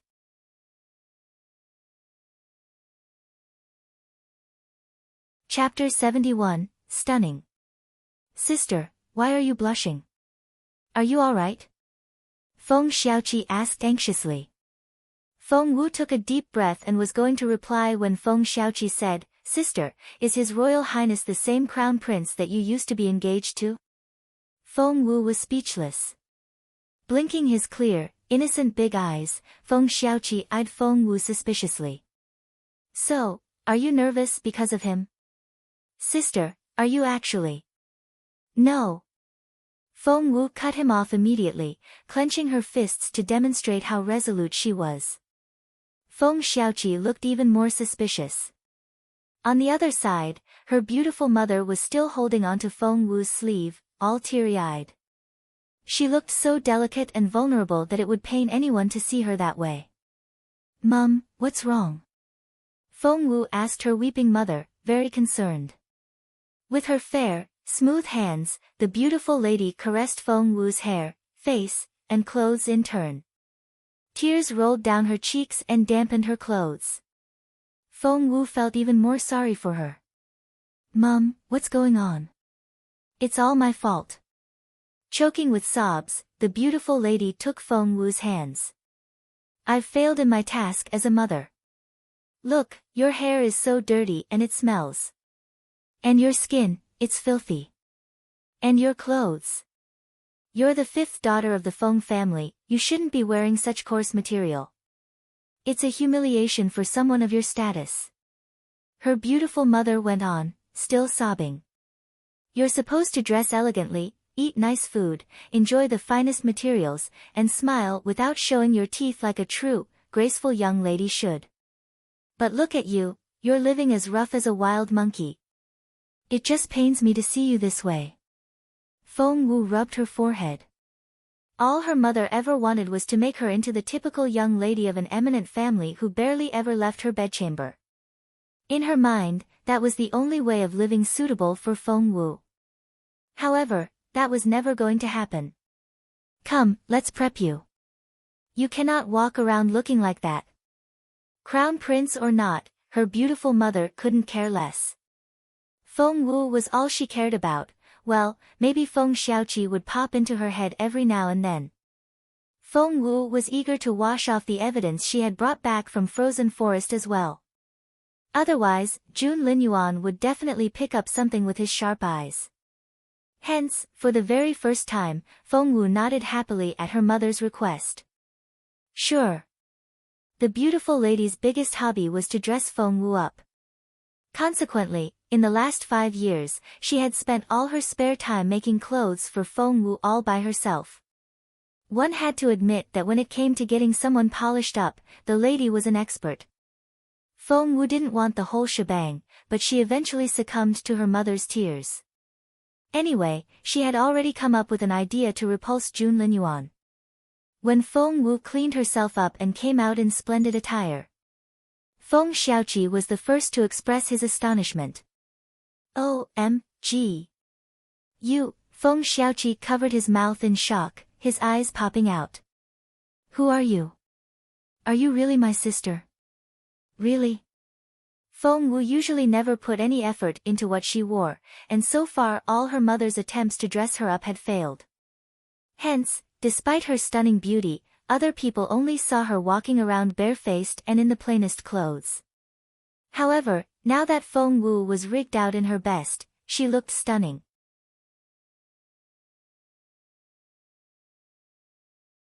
Chapter 72, Heaven's Secrets Must Not Be Divulged. Feng Wu had given it some thought. Knowing that Jun Linyuan disliked a dull beauty the most, and since she couldn't change her face, she would do something about her temperament and make sure that Jun Linyuan would dislike her so much that he couldn't leave soon enough. At that moment, Feng Yiran and Feng Lu had reached the front gate. Seeing the group of people outside, Feng Yiran was so excited that he didn't know where to put his hands. After all, the Feng clan had declined to the point that it was no longer one of the 9 major clans, whereas Jun Linyuan was the future ruler of their supreme empire. Your Royal Highness. Lifting the lower hem of his robe, Feng Yiran knelt down. Feng Lu held her breath and lowered her gaze, looking as obedient as a lamb. She followed suit and knelt down after Feng Yiran. Jun Linyuan's haughty gaze brushed over the tops of their heads. Heart pounding, Feng Lu couldn't help but look up, trying to steal a glance of Jun Linyuan. She saw his dark eyebrows and deep-set eyes, which had a sharpness to them that gave her the chills. Her gaze moved to his prominent, elegant nose, emotionless lips, and his well-contoured face, which reminded her of a marble sculpture. He had a noble status, he was unbelievably powerful, and he looked so unattainable, that it only made him all the more attractive. Feng Lu's gaze then met Jun Linyuan's. Jun Linyuan frowned out of habit, while Feng Lu became ecstatic. She trembled all over. Did the crown prince look at her? Was he attracted to her a little? The thought gave Feng Lu the shivers, as if a current had run down her spine, and she felt like she was eating honey. She could barely control the grin on her face. The others had no idea of the story Feng Lu was concocting in her head. Jun Linyuan gave Feng Yiran a nonchalant glance and a slight nod of his head. He then marched in before Feng Yiran rose to his feet, acting as if the latter didn't exist. Feng Yiran only found Jun Linyuan's indifference the most natural reaction. Straightening his robe, he hastily followed the crown prince in. Jun Linyuan walked at the very front with a grim face. From his matter-of-fact manner, one almost thought that this was Jun Linyuan's own palace instead of the Feng family manor. Feng Yiran walked behind him. Since he didn't dare speak to Jun Linyuan, he cupped his hands at Feng Sun and smiled obsequiously at the latter. Young Lord Feng, it's been a while since we last met in the imperial capital. To Jun Linyuan, Feng Sun acted like an attendant, but the latter was as condescending as a young noble lord should be when talking to Feng Yiran. Darting a look at Feng Yiran, he replied with a casual, Feng Yiran asked in an oily voice, Young lord, would you be so kind as to enlighten me on the purpose of His Royal Highness's visit today? Feng Sun gave him a half-smile. I think, the Feng clan might climb up the social ladder again. What? Feng Yiran was at a loss. Climb up the social ladder. His eyes lit up all of a sudden. The Feng clan used to be one of the 9 major clans, albeit the most inferior one. However, it dropped out of that ranking when Feng Wu was crippled. Young Lord Feng, do you mean? Feng Lu cried out in surprise, then covered her mouth. Feng Sun smiled mysteriously. As the saying goes, Heaven's secrets must not be divulged.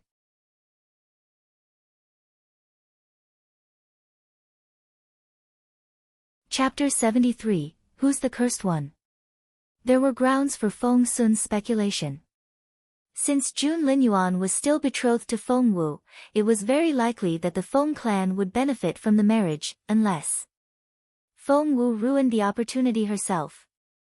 Hence, Feng Sun acted on his own imagined cleverness and added, they say that the Feng clan is the phoenix maker, I can see that now one.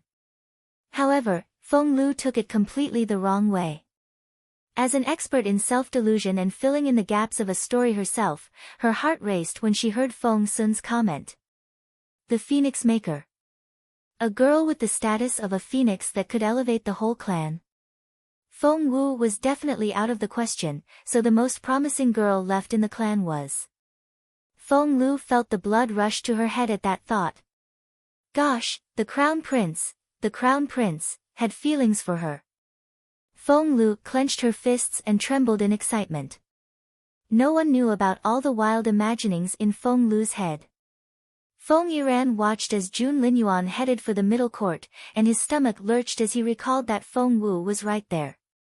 Deeming Feng Wu a stubborn, stupid girl, he presumed that Feng Wu had to hold a grudge toward the Crown Prince for breaking off the engagement.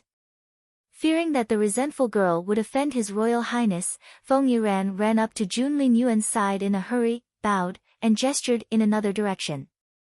Your Royal Highness, the main hall is this way.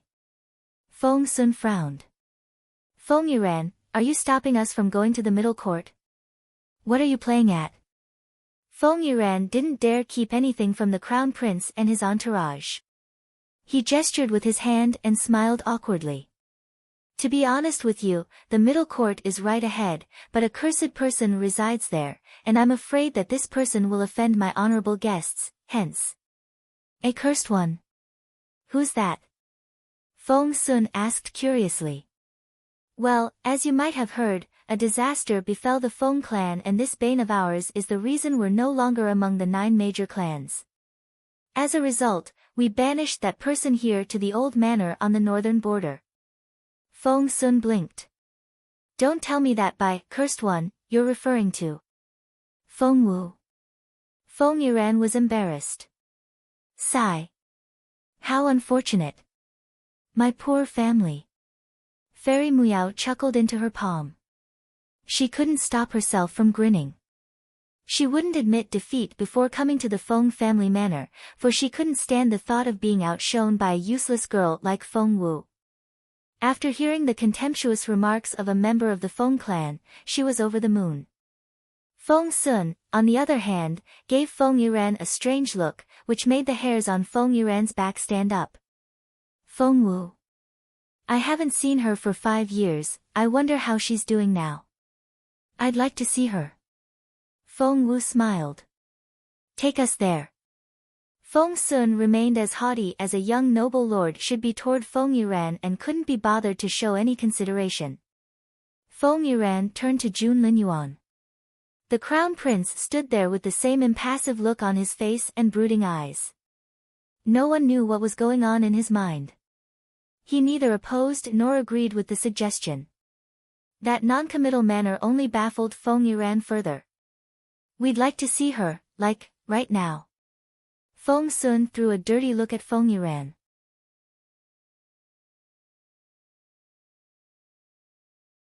Chapter 74, Walking Indirectly. Feng Yiran wanted to say no, but that wasn't an option for him. He had no choice but to say, in that case, please follow me. But Feng Wu has a rather arrogant, resentful, and cynical disposition, and I apologize on her behalf now if she offends you in any way later. Feng Wu had no idea that Feng Yiran was bringing Jun Linyuan and the others over. Right now, she was tugging at the dress she was wearing, which felt over the top and wasn't her usual style at all. However, her beautiful mother and naive brother couldn't stop walking around her with sparkling eyes. The looks in their eyes made Feng Wu uneasy. Holding her mother's fair, soft hands, she pleaded, can we maybe try a different dress? Feng Wu found this pink dress too bubbly and girly for her taste, and it didn't seem to suit her at all. The bright smile on the beautiful lady's face vanished instantly, like a bright blue sky darkening at the onset of rain. Tears welled up in her beautiful eyes and threatened to fall. She looked the most pitiful creature. She was going to burst into tears with one more word from Feng Wu. All right. We'll keep this one, Feng Wu smacked her forehead. She couldn't do anything about her mother. The beautiful lady smiled with tears still in her eyes. It was breathtaking. This flying phoenix pearl hairpin, it was indeed a dazzling and glamorous ornament, but it was way too grand.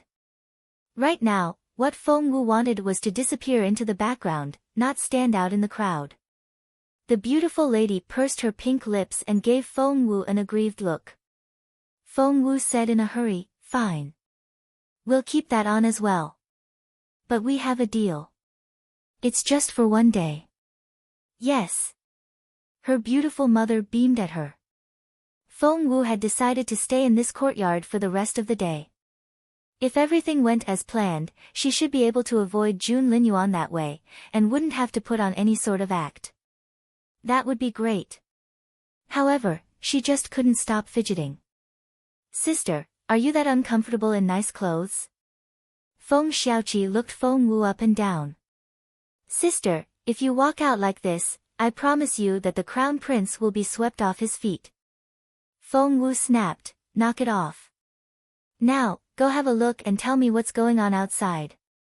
Jun Linyuan is no Philistin who will be affected by a pretty face. He's, like, the most haughty man out there." "All right." Feng Xiaoqi nodded and ran out. However, before he reached the entrance, he shrieked and ran back in. Sister, not good. His Royal Highness is coming." Feng Xiaoqi hurried back, shouting at the top of his lungs. "Not good. His Royal Highness is coming." Jun Linyuan and the others heard everything Feng Xiaoqi said. Feng Yiran's face darkened right away. What was that supposed to mean? Did they have something against the crown prince? Just keep it to yourselves if that's the case. It was the crown prince they were talking about. They could sign their death warrants if they wanted, but don't drag the clan down with them. Feng Yiran wished he could throttle Feng Wu right there and then. Smiling obsequiously, he apologized to Jun Linyuan. "Your Royal Highness, that was so audacious of Feng Wu. That Feng Yichi-one is also mentally challenged, there really isn't much to see here. How about we?" Jun Linyuan ignored Feng Yiran completely. Striding ahead on his long legs, he walked in directly.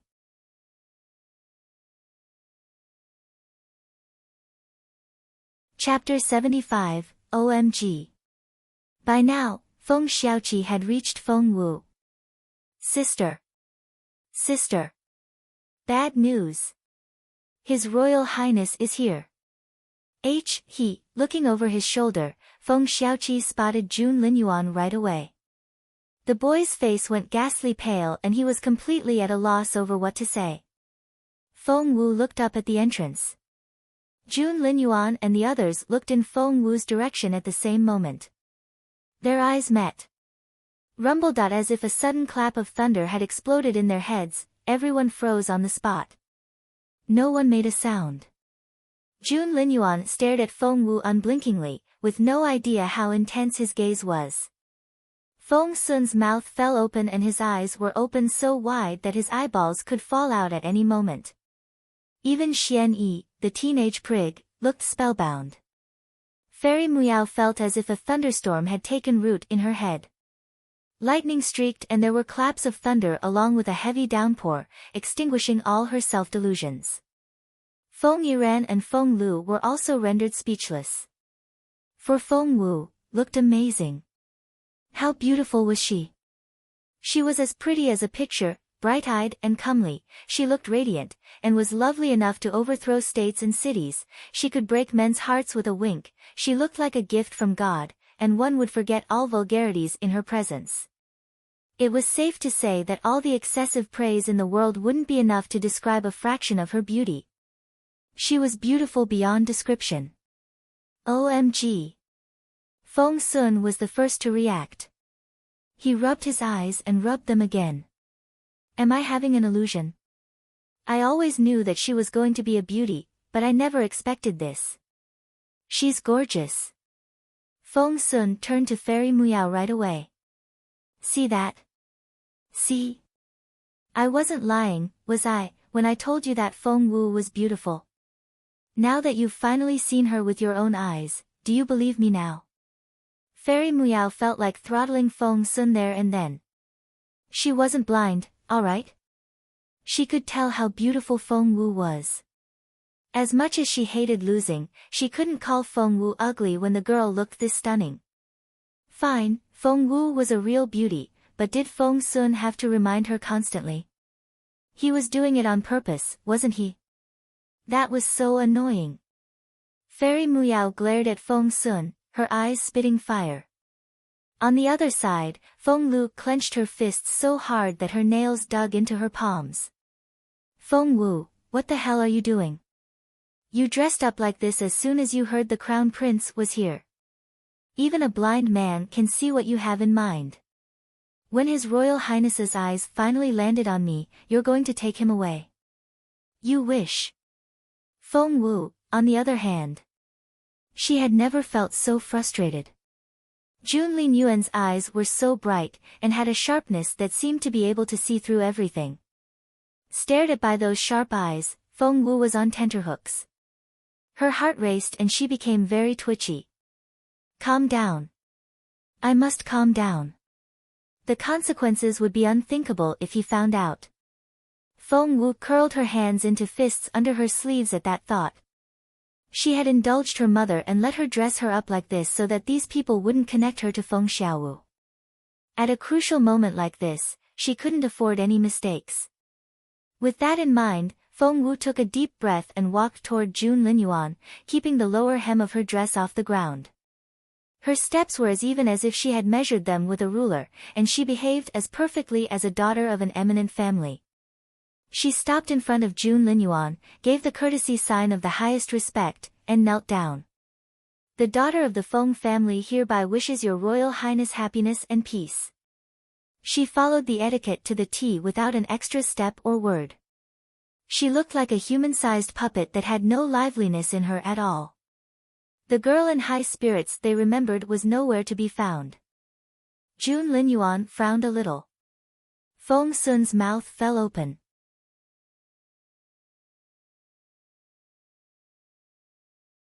Chapter 76. What good will your beauty do you? Feng Wu stole a glance at the others out of the corner of her eye after her greeting, and was very pleased by the astonishment on their faces. The girl in front of them was the polar opposite of the Feng Xiaowu they met in Frozen Forest. Even if they might have somehow suspected her before, they shouldn't now. Feng Sun rubbed his eyes, then rubbed them again. He was scared by what he saw. What the hell? Was this the lively Feng Wu they knew from 5 years ago? What happened to you in these 5 years? What turned you into this girl? I don't understand. Feng Sun stared at Feng Wu, then began to walk around her in circles, examining her closely. Feng Wu clenched her fists, but kept her face as stiff as a dull beauty should. She saluted at the others and said, as the daughter of a respectable family, I really shouldn't be meeting any outsiders. Now, if you will excuse me.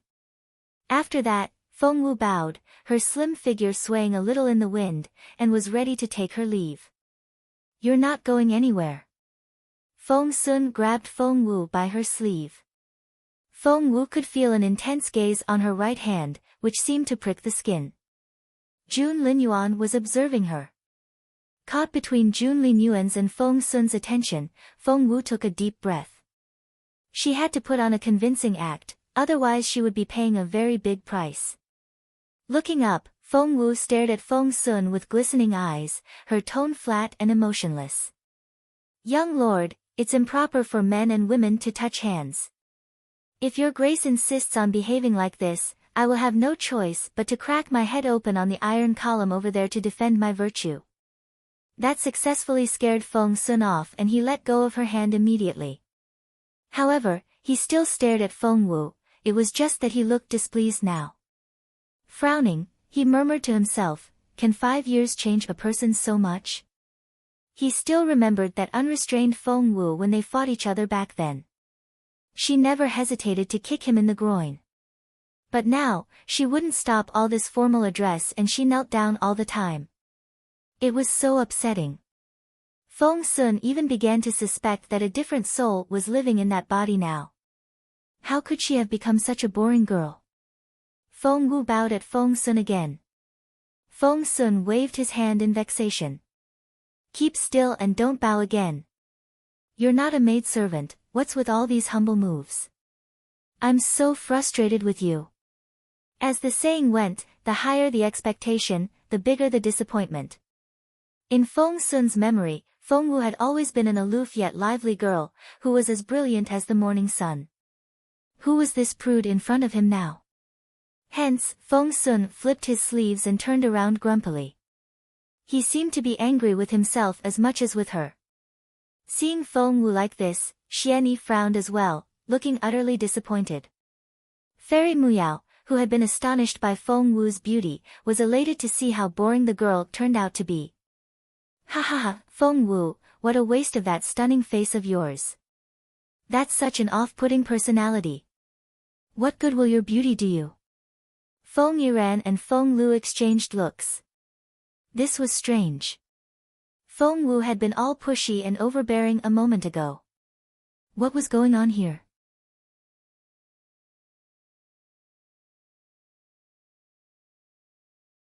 Chapter 77, Are You Calling Me Blind?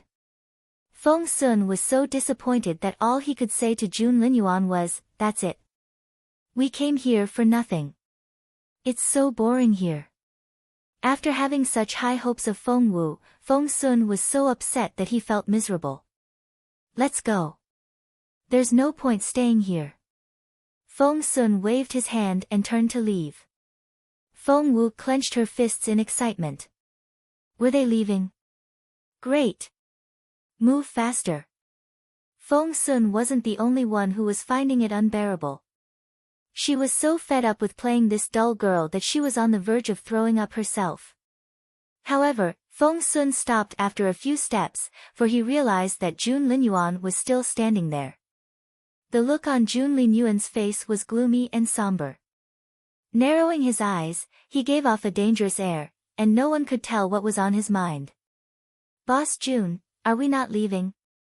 Feng Sun sighed in disappointment. What was the point of staying here? That's right. Get moving. Fengwu prompted in her head. She had it all planned out. As soon as Jun Linyuan and his people left, she would go back to her refinery and make that 9 transformation spirit restoration pill as soon as possible. After that, she would be back on track with her cultivation. She simply couldn't wait.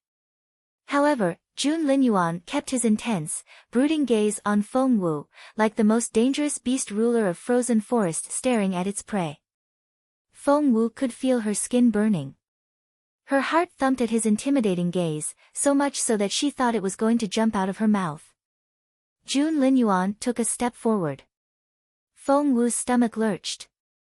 What did Jun Linyuan want? Just then, Feng Sun turned his gaze on Jun Linyuan. Boss Jun, you're not into her, are you? Feng Sun stared at Jun Linyuan in disbelief. I admit that she's pretty, but she's so lifeless and pedantic that there's no soul in her at all. You like her? Seriously? Jun Linyuan drew in his breath and cast a stern look at Feng Sun. Feng Sun threw up his hands in defeat. Fine, if you like that in a woman. Are you calling me blind? Jun Linyuan almost sounded exasperated.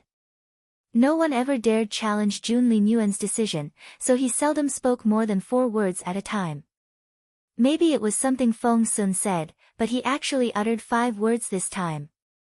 Jun Linyuan flipped his sleeves and turned to leave after that. Feng Sun patted his chest. I thought so. There's no way that Boss Jun would like such a girl. He might as well marry a piece of wood. It gives me the creeps just thinking about it. As he spoke, Feng Sun quickly followed Jun Linyuan out. Xianyi gave Fengwu another look, then walked out after the other 2. With her hands behind her back, Fairy Muyao walked around Fengwu in satisfaction and gave her a contemptuous glance. You're beautiful, but you're an empty shell. Too bad. She left after that, waving at Fengwu without even looking back. She had crossed Fengwu's name off her love rival list. Feng Yiran threw a dirty look at Fengwu, then quickly followed Jun Linyuan out.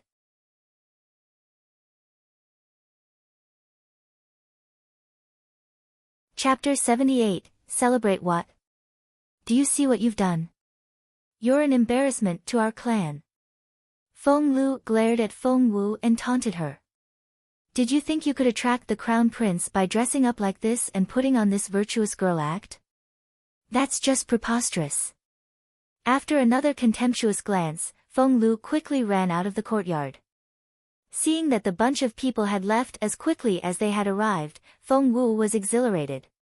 She did it. She had successfully fooled them all.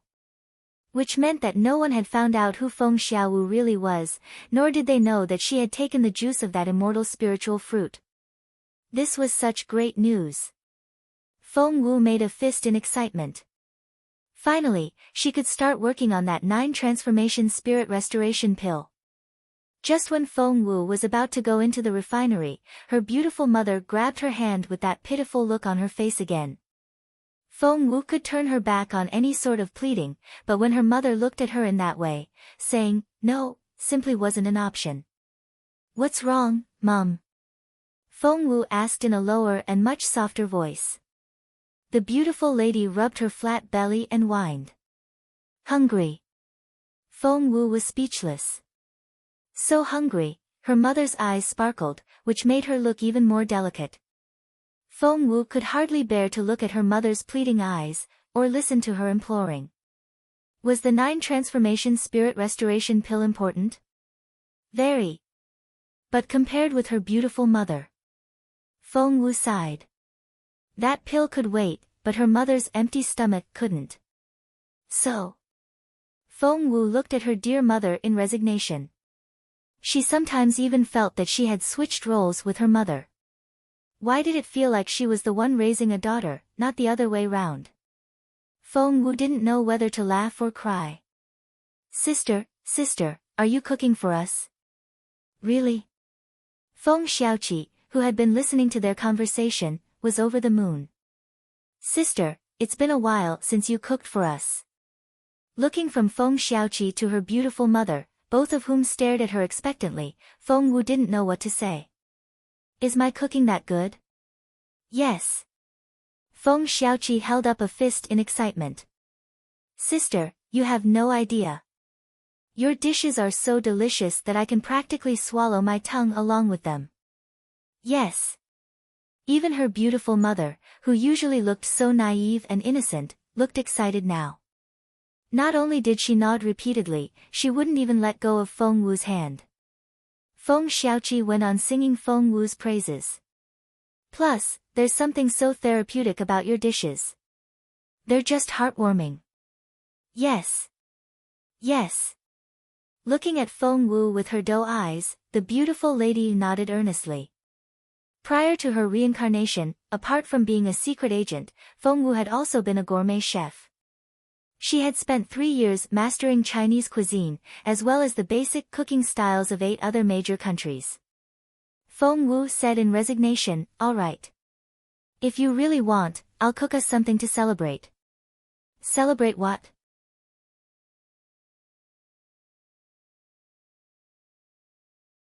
Chapter 79, You don't mean Feng Wu, do you? Feng Xiaoqi asked curiously. To celebrate her obtaining the juice of the immortal spiritual fruit and the fact that she was going to resume her cultivation soon, of course. However, Feng Wu kept all that to herself, for her little brother here was simply too gullible. While Feng Wu busied herself in the kitchen, Jun Linyuan and the others left the Feng family manor. Although Feng Yiran kept apologizing to them on their way out, Jun Linyuan remained silent, the look on his face indecipherable. On the other hand, everything was written on Feng Sun's face. Scratching his head, he kept mumbling to himself, I don't get it. How can Feng Wu turn into this girl? How can she be so boring?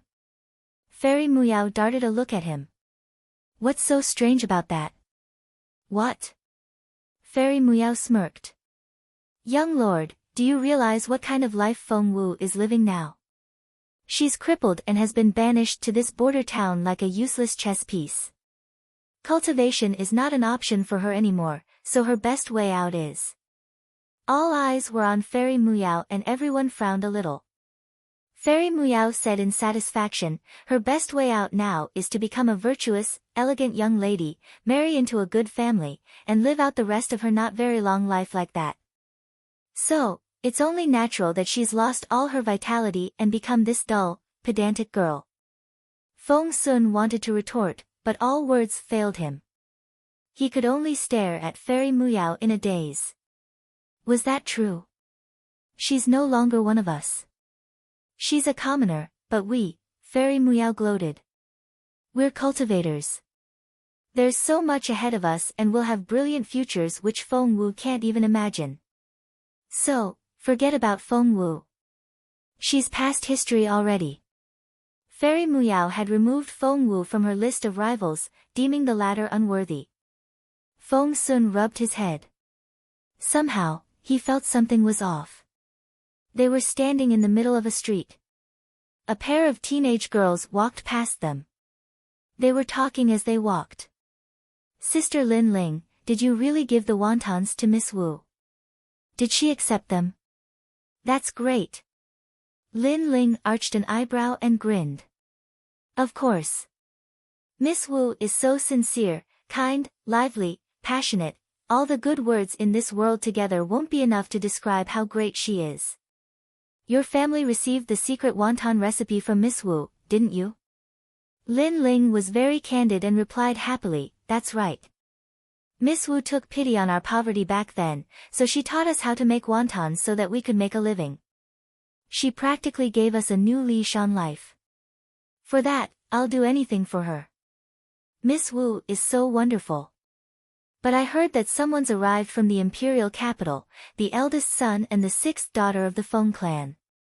Both are very hostile toward Miss Wu and they just look so evil. Lin Ling and her friend chatted on. Feng Sun and the others were shocked. Miss Wu. Guests from the imperial capital. The eldest son and the sixth daughter. Wait. Feng Wu stopped Lin Ling, who was still talking to her friend. By Miss Wu, you don't mean Feng Wu, do you?